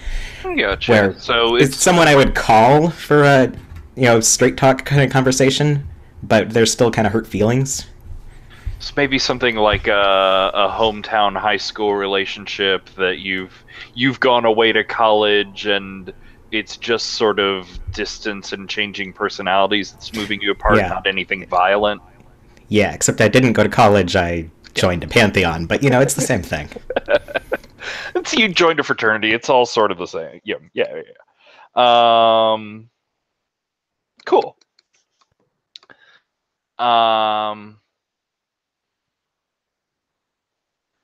I think that's good for the moment. We may circle back around to one of them and get someone else to talk about them. But let's go to the Moirai. Why don't you give me some NPCs and a god? Alrighty. I completely forgot to look up names, so bear with me while I get some random name generator. Names are my role-playing bane. I totally feel you.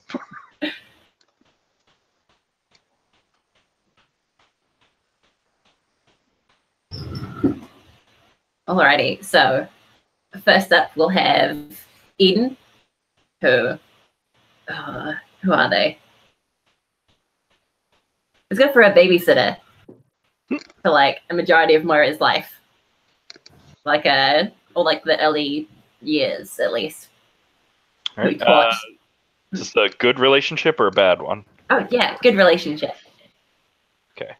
Who taught the Moirai how to sew when they were still a child, and that became a lifelong passion. And they still looks up to them for like when they're lost or like when they're in trouble and don't know what to do. Like a beacon of hope, a light of guidance. Cool. I like that. So like a neighbor or a family member or what? Yeah. It's good for a neighbor. Okay. Oh, it was babysitter, but yeah. Still. And then what about a negative relationship? Let's go for Shay, who, like, back in the very early days of Moirai's, like, trying to become famous. They were like one of the haters, and Moirai, in a fit of anger and passion, like divined how they would die and described it to them in vivid detail, to like crush their hopes. So was this a hater? Well, first off, he, she. Let's go for he. Okay. Was he a hater in the sense of someone who's trying to deny that the pantheon is real or divine or whatever, that it's all a hoax, or a hater in the sense of like, oh god, these new gods are nothing as good as the original ones? Oh yeah, like the hipster aesthetic. Like nowhere near as cool as the Apep or whatever.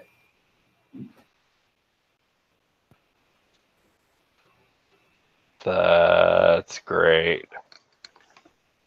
All right, and another god to throw in the mix? My second choice was Seth. I'm not sure which one it is. Nice. Yeah, an ancient Egypt god of desert, jealousy, storms, suffering. Not very good things, but like... Yeah, we definitely have some dark parts of the Egyptian pantheon sneaking in here.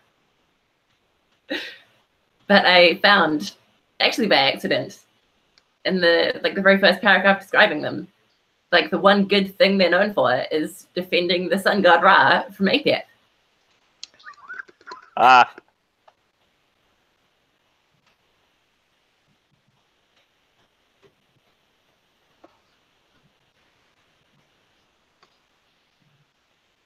Sorry, just taking notes.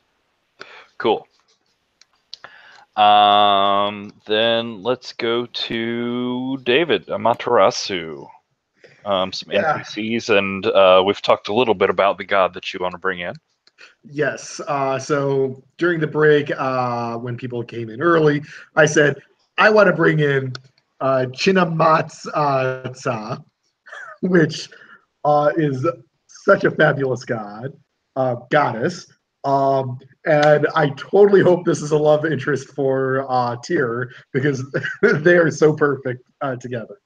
So the description of Chinamatsa is she's depicted as a nude goddess, usually standing or seated on a divine copulating couple, holding her own severed head in one hand, a scimitar in another. 3 jets of blood spurt out of her open neck and are drunk by her severed head and 2 attendants. You know, this one does. She is the Hindu goddess of restraint, especially sexual restraint, and self-sacrifice. Sounds perfect. Match made in heaven. Cool. And then some NPCs. Yes. So my negative relationship is with my older brother, Tony. And I already posted a picture, and that tells you a lot about Tony. Amy's kind of afraid of him. As is Amaterasu, because Tony reminds her a lot of Amaratsu's younger brother. And I'm trying to remember which one it was, but basically one of Amaratsu's younger brother was I think it was the one of the sea. Is it Suano? Was horribly violent, and basically, depending on the version of the story, either presented her a flayed horse or, over an argument they had, destroyed huge swaths of heaven in a fit of rage. But in any case, basically that's what drove Amaterasu into the cave, was being upset over that event. So yes. Now, Tony might think that he has a positive relationship with Amy. He's probably very domineering and controlling. And this is where I start fucking with Ryan's character. So Amy's positive relationship is with Zoe.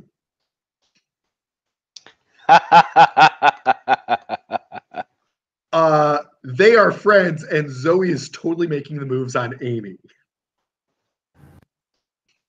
I love everything about this. Apep hates it so much. Oh, that's amazing. Do you know about Zoe and Apep's past? I think she's getting hints and pieces, but doesn't really know everything. Gotcha.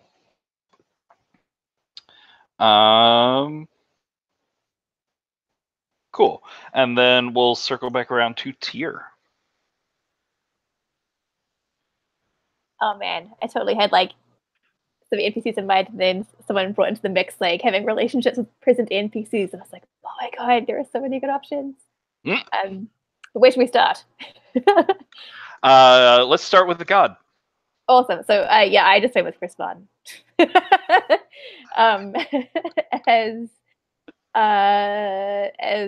Laverna. Oh shoot, I lost my page. Yeah, I totally lost my page.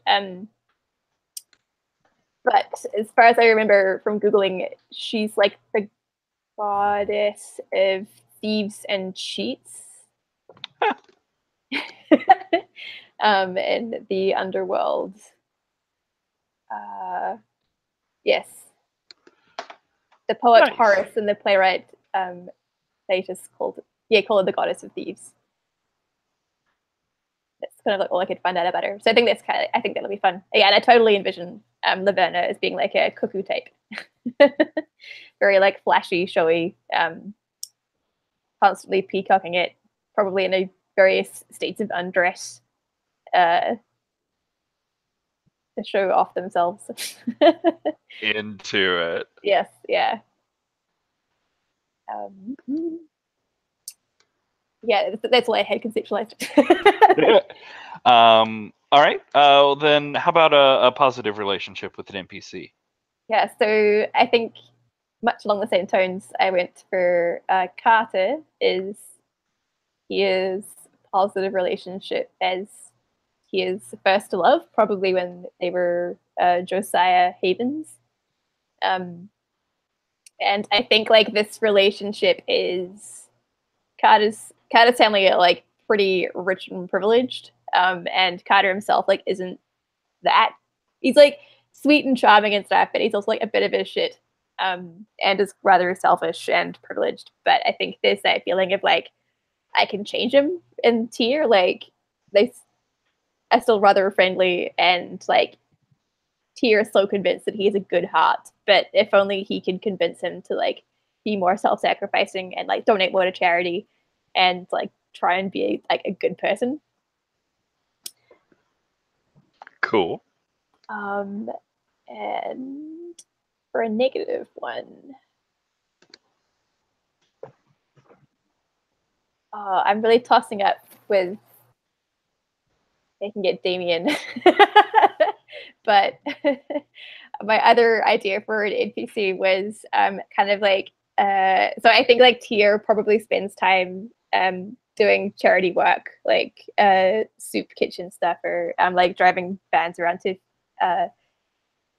like dish out food to homeless people and stuff, and that kind of thing. But the NPC I had in mind was like the guy who's there for like Tier is just convinced he's there for selfish reasons to make himself feel better, which I think is like nice and hypocritical. And like it's probably there because like his parents told him that he had to go do it, kind of thing. So like sort of kind of the opposite side of like the privileged guy with a good heart. This is like the guy who is he's convinced he's doing good things for the wrong reasons. Nice. What was his name again? Sorry. I didn't pick up it. Let's go for shoot. Telly was a cool name, so let's go for Telly. Tully. All right.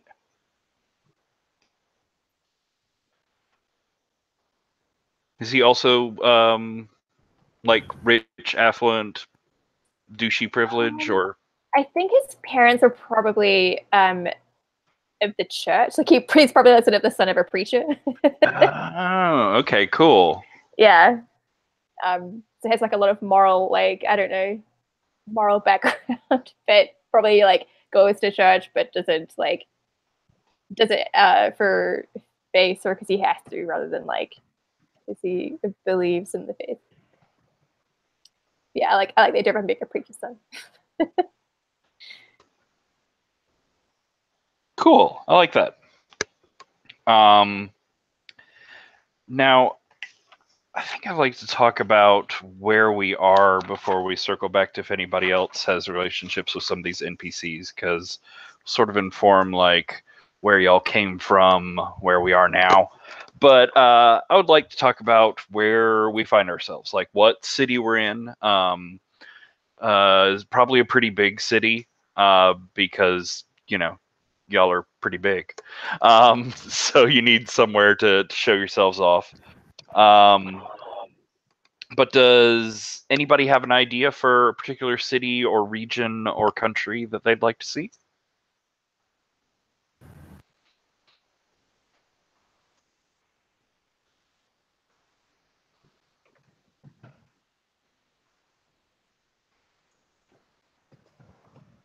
We exist in a formless void, floating in the sky. Ew, the sky is terrible, says the chthonic god. I don't know. It's a good question.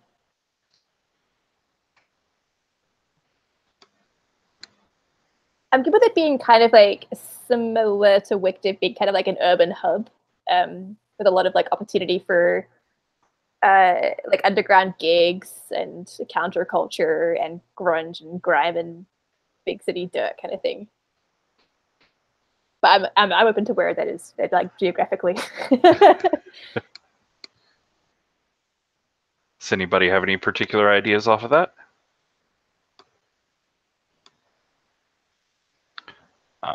I'm relatively familiar playing in Chicago and Seattle both.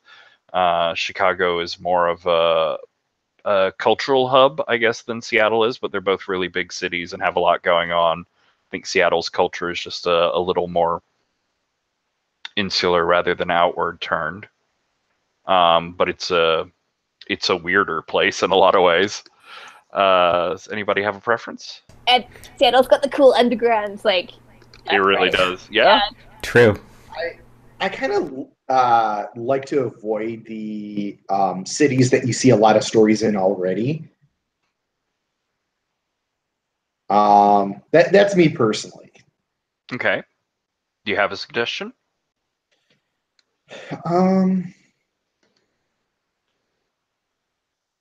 Not yet, but I'm thinking about it. Mm-hmm.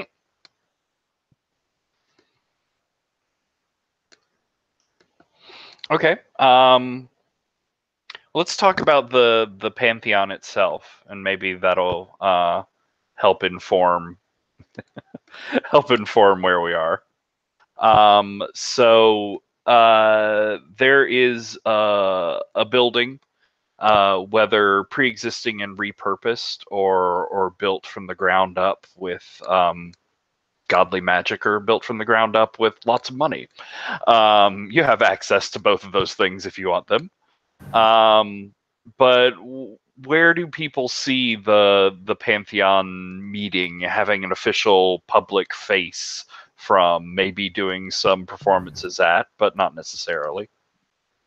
So is performance part of being, like, is that something that is put into this hack of the game, that we are all performers? In a way. So there's I guess I haven't actually talked about the special moves that I made for this. But one of them does have to do with giving a performance, and a performance in this sense is it has all the trappings of like a concert or a musical performance. There's lights, there's a crowd, there's a venue, there's a stage, but it's not exactly music that you're singing or art that you're performing. It's glossolalia. It's opening up the floodgates of your divine presence and radiating people in this sort of godly ecstasy, sharing yourself and your soul with them, and sort of vice versa. It's not something that anybody can specifically remember the tune of what was going on or understand the exact words. Whoa, echoey.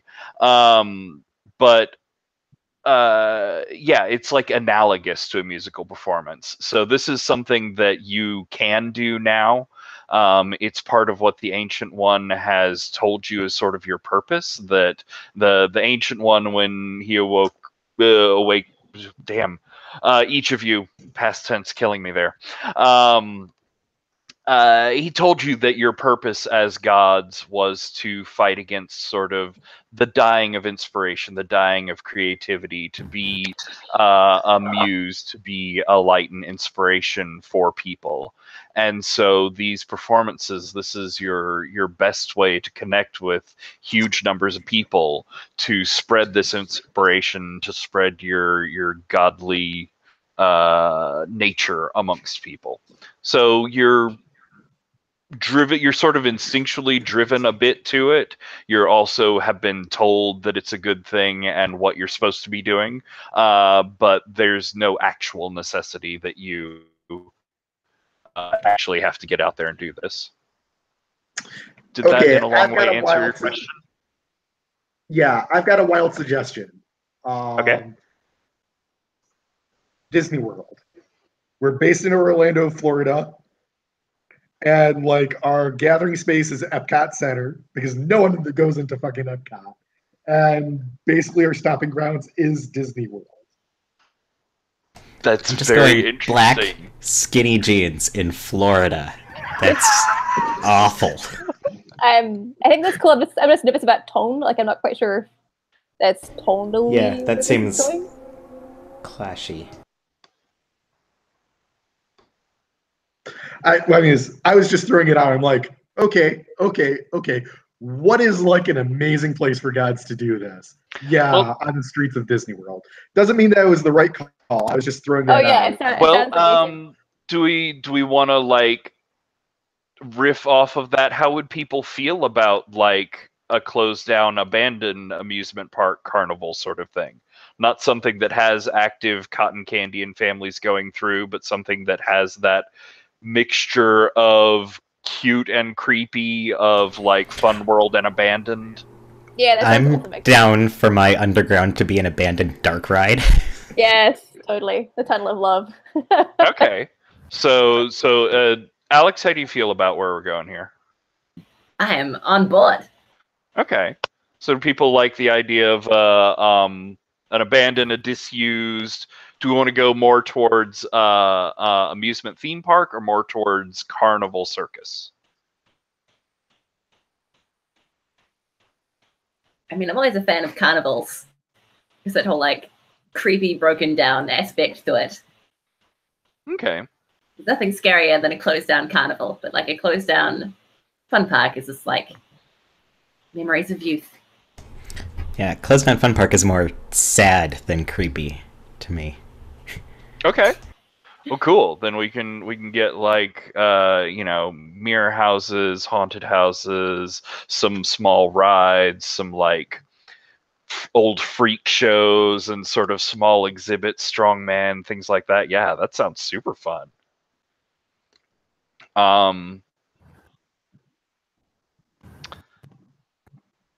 Yeah, let's go ahead and paint the scene with this place and build it out some.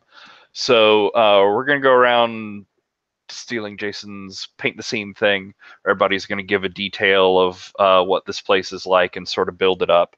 So I have two questions here. So I'd like, and again, this was an abandoned place, but y'all can have changed it. Y'all can have built it up. It can be one of you. It can be one of the NPC gods. Your miracles and godly might can accomplish a lot of weird things. So I'd like to know a piece of architecture, decoration, or ride, or whatever here that is like truly awe-inspiringly beautiful. Perhaps it's physically impossible. Perhaps it's just a height of mastery, but something along those lines. And then I'd like to also see an example here of ego gone mad, like just self-indulgence taken to the extreme, again by one of you or by one of the other gods. But yeah, whoever feels like they have something ready, just yell out and start going.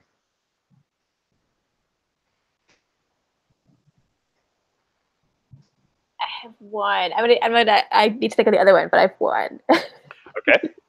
And I'm not sure if this walks ego or beauty, but I just love the idea of oh gosh, us slash is it poverty? Yeah, poverty. Appropriating like the mirror maze or the house of mirrors as a place of counsel and like confession slash like talking things out, because mirrors are all about like self-reflection and and reflecting upon sort of like your actions and stuff. So I think that's like and maybe that sort of lends itself more to ego. It's not super indulgent, and also you get to like look at Parvati in the mirror, who's like this gorgeous, amazing person, and you can see her reflection in like literally every surface. Okay, so I can see that as being sort of the dividing line between beauty or ego. So if it was ego, I think, yeah, it would be always Parvati, all these reflections of her that are trying to guide you. I think if it was like beautiful or magical, maybe it's like reflections of yourself that are guiding you. What do you think? I like it's Parvati's reflections that are guiding you. That's a very creepy image.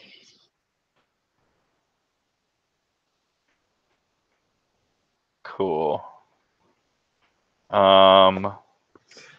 Anybody else have something? I think I want to add actually a detail onto that as one of my options. Into it. The Hall of Mirrors is a vast labyrinth. Like it is, like it looks like normal size from the outside. Inside, it is like endlessly large, and like every surface is a mirror, so it's like really, really easy to get lost in. So that's kind of the ego gone mad. Nice.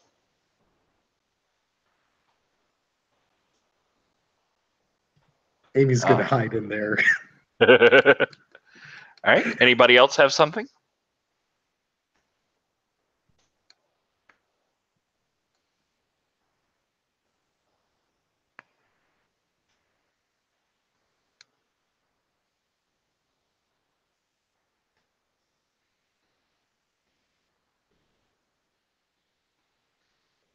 Sure, I've got something else. Cool. I think this amusement park is right on the coast, and like the land all around it is like considered no value, but actually from the park, the view of the ocean is like amazing.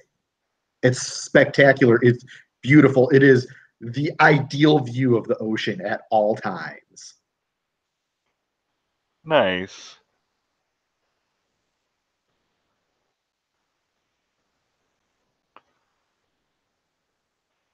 I like that. That's really nice. So, Dave has finished his assignment, while the rest of you have not. Can I actually flip mine around so the mirrors are more about itself? Oh shit! No, actually, God damn it! All I can think about is egos. Because I love the idea of building off of Dave's majestic, like glorious seafront with a floating stage that we've erected to like put on some of our own shows. It's like quite spectacular. I think that sounds awesome and a little impossible. Yeah, there's a really cool one in Sydney. They host like operas and stuff on it, and they have like these the stage itself is like slightly in the water and has like a little like rigging and stuff like on the stage there, and then like all of the seats are set into the land. So like you're on land like watching like this amazing like stage performance that's sort of on the water. It's really cool. I'll find a photo. Super cool. I'm into that. I got one. Ooh, let me hear. So for ego, I think Moirai has like taken one of the tents and is like completely rewoven the insides to paint like the story of the Moirai. And it's like this big mural, like out in thread of like their lots as deities, like the spinning and the threading and cutting of thread. There's a big picture inside the tent.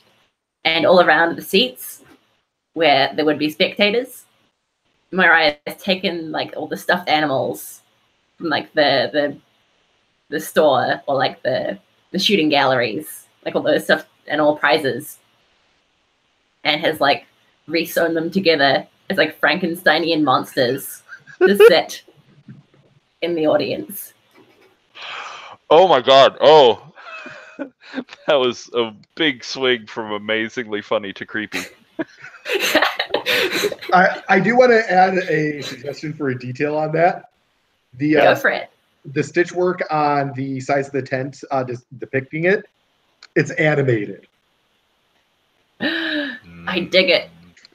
And like they're always watching you. Like the eyes actually move around you. Nice. Oh, and everyone who walks in there gets to see their own thread being spun and like woven and cut.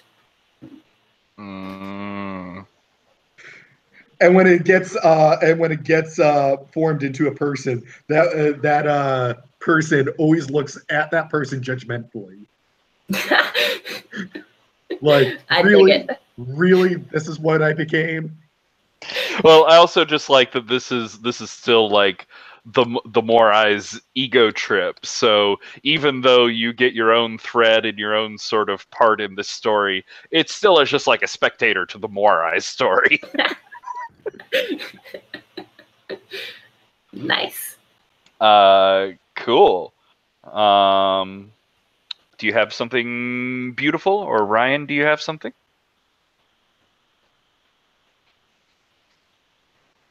Mm-mm.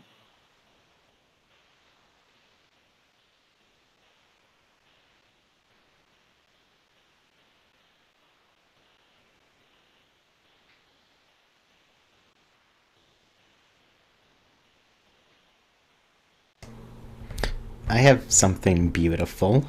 Love it. So, not too far from this floating stage, probably, there's sort of a opening, like a shoreline cave or something. If you follow that back, there's sort of an underground river almost into a big cavern, which is Apep's domain generally, but it's got sort of like not quite ballroom size, but fairly large rooms with, stalactites that are old enough that they're kind of almost polished and shimmering, and if you get a bit of light in there, the place just sparkles.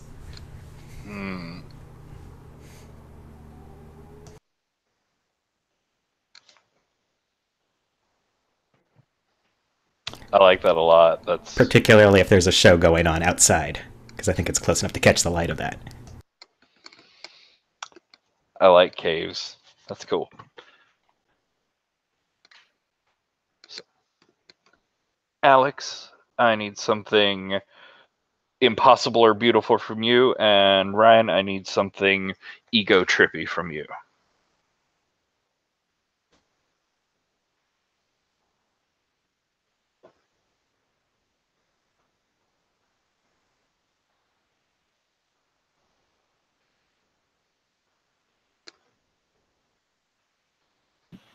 Right. I think I got something beautiful. Okay. Let's got this mental picture of kaleidoscopes, and I'm thinking like, while you're inside of them, the fairgrounds actually change. Like there's gateways between different sections, and like if you look through them, you can see just like the next section is like moving through the gate, and it's like the place it leads to is always changing. It's like constantly evolving and reshaping inside of the fairground that you can only see while you're in there. That's cool. Definitely not going to lose any people in there at all. The gods, they'll be fine. Oh, I meant the poor little mortals that are going to wander through. All right, Ryan. Ego trip. Over the top. Self-indulgent.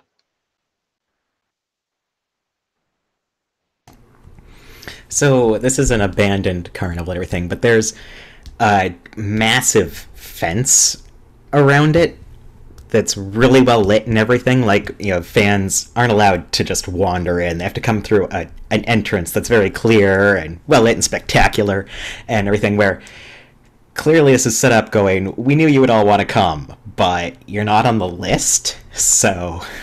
So you still make people But you can wait just see and the hear light. how awesome it must be out inside, but you can't see inside across this massive fence. And you still make people wait in the, like, serpentine line, like, out in the sun to go through the ticket booths, that sort of thing. Yeah, definitely. We're all exclusive here.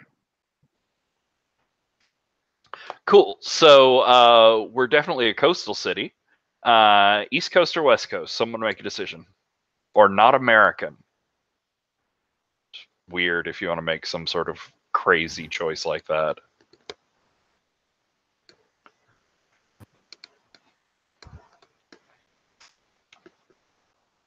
I mean, I actually- Wellington's got a coast, just saying. Oh my god, can it be Wellington? I'm okay with it being in New Zealand or something. I was gonna half jokingly suggest Australia or something just because the original's in London and I'm in the US. It seems rude to plonk it here. We do need something largish in a city. Yeah, that's not really Wellington. I was going to say, I really do kind of like the idea of just like a total touristy city. Like it doesn't have like its only industry is tourism. Atlantic City? Oh God, it is. That is so grungy. I love it. I'm into it too. How do people feel? I know almost nothing of Atlantic City, but what I do know of it fits with rundown abandoned carnival, so Likewise. why not? Cool. The 2 sentences I've heard Oh in my this God. conversation, I am all on board. Although, Alex, what if it were Luna Park? Oh no. People would actually die there. Cool. So we have a place. We're in New Jersey. We picked the most dramatic and beautiful of cities and states and places. Hey, Ooh. we can go to the Taj Mahal. Okay, so in our last couple of minutes here, I just want to see if anybody has things to throw out as far as media touchstones, mood touchstones. I've seen things like this, and I want it to be like that. I want to feel these sort of things, or if you have answers to questions like, how do we interact with the media? Do you give press conferences? Do you go on morning talk shows? How do you interact with social media? Like, y'all are all famous on the internet, but do you control your Twitter accounts? Do you just ignore things on the internet? How do you deal with fans? Again, like we've heard some of like torturing people that want to come and see the amusement park, just a little bit. But like, how do y'all in general deal with fans that come up and want to meet you and touch you and breathe you and be near you and lick you just a little bit, but not in an inappropriate way? Also, if anybody has ideas of like particular performance venues you'd like to see something happen in, or if you have like a nice potentially secret place of power like Apep's glittering caves underneath the carnival. So, does anybody have bits of mood or scenery or feel that they'd like to toss into the mix of the game? I'm just gonna put it out there that Apep totally runs his own social media accounts and gets in fights on Twitter a lot. That makes total sense.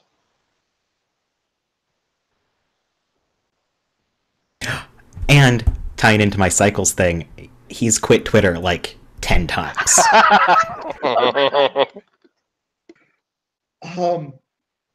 I think Amy's not sure why she has followers. You have like dozens of thousands of followers. She's like, That's without trying.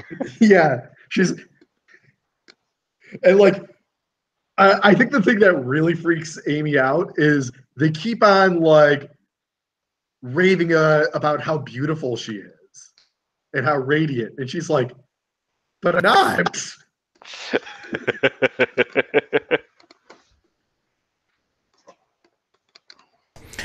Not really on the topic, but I just want to establish before I forget about it that Apep's totally like 6 foot in boots, and this is a massive source of anxiety.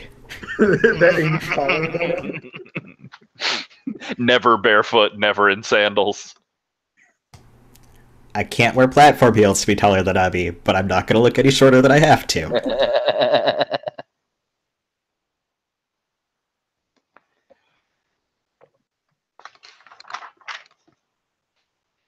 Yeah, I'm gonna write that down so we know exactly how tall she is.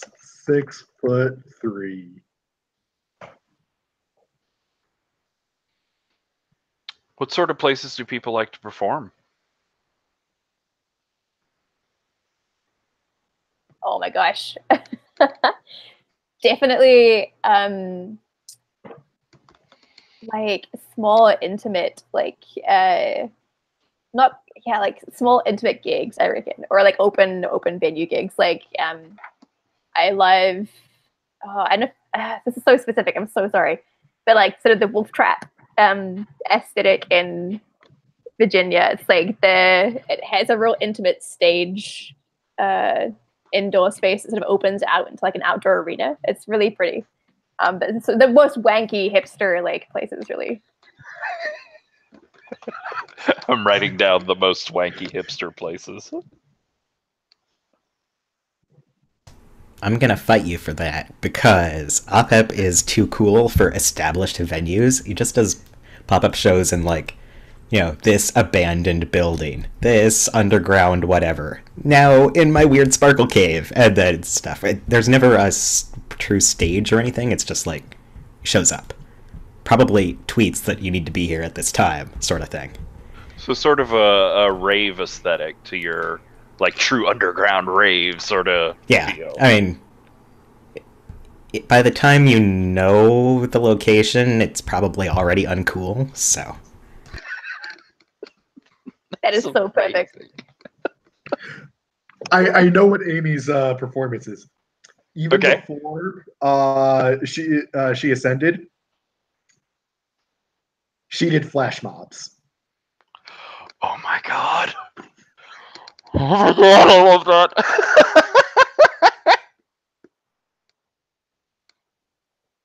Oh, that's so good.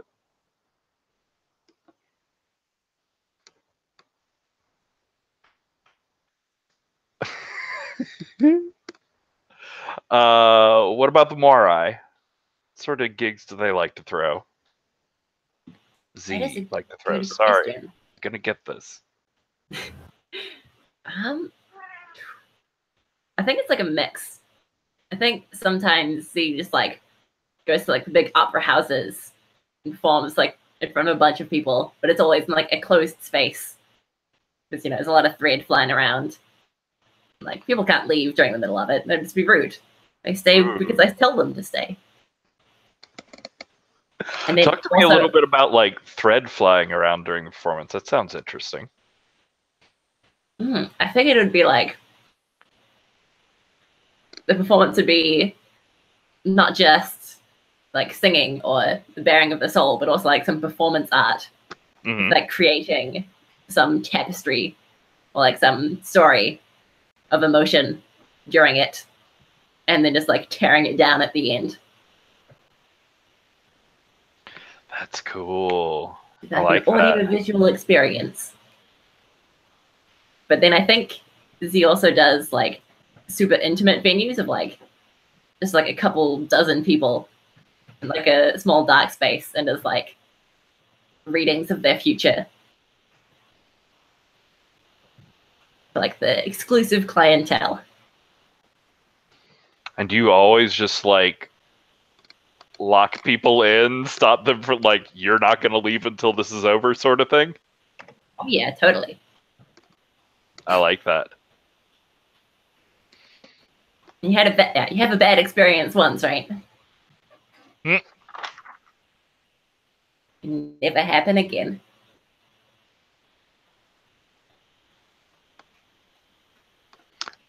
All right. How do people think they deal with fans? Like, you accepting of them? We've heard some hints from various people, but do you show off for them? Are you weirded out by them? I can guess with some of you.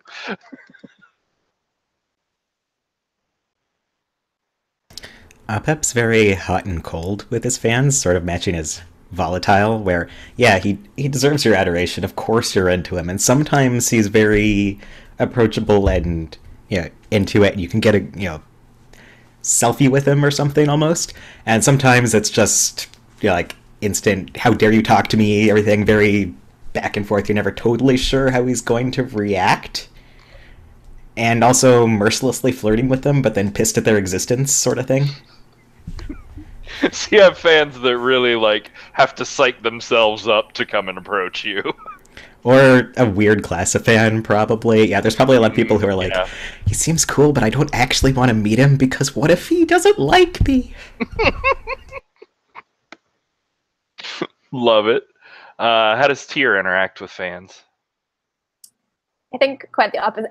Quite the opposite. Like Tyr has all the time in the world for his fans. Kind of thing. Like there's probably extensive lines to get his signature and stuff after gigs because he like wants to have like chat with people and connect and that kind of thing. And he perceives his time as like being not belonging to him but belonging to other people. So he probably actually that pisses off a fair number of folks because it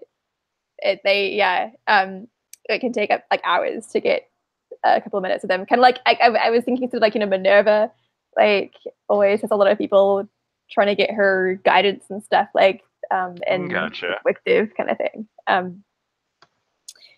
And I think he probably opposite of Apep as well, like is always on Twitter replying to people and stuff and like will stay he probably doesn't get a lot of sleep because he's always like interacting with people on Twitter. Can I say that Apep is also going back and forth between, like, kind of vague flirting at Tyr and then picking fights with Tyr on Twitter in between the moments when he's gone forever and never coming back? Yeah. Oh my god. People probably write like fanfic about us. There's totally fanfic. It's its own category on AO3, yeah. Exactly. All right, Ami, how do you interact with fans? She still gets very flustered. In fact, when she saw she had 1,000 followers, she actually hid under the covers from her phone. And like, nope, like, yeah, she's probably like a bit better, but like fans come up to her and like start like complimenting her, and she's like up, and then the blushing starts, and then the heat wave starts, and yeah. Cool. And we've heard a bit about the Moirai from Zir's performances, but like, how does he like one-on-one with fans? How does that go? Are you super creepy and prophetic all the time, or do you interact with them on a positive way? That is a good question. Does it sort of depend on like who's at the fore at the moment? Yeah, I guess it does. Maybe it's like, because some of the time it'd be like, yes, you're a fan of mine. I appreciate this. Continue to be my follower. And some of the time it's like, why are you doing this? Why would you want to know these things? Why are you like focusing on death so much? There's like this weird dichotomy between the, yes, you must all follow me. I am the greatest of all. And like why are you doing this to yourself? And it's totally one of those people who's like always like, I gained 12 followers. Like constantly refreshing the button.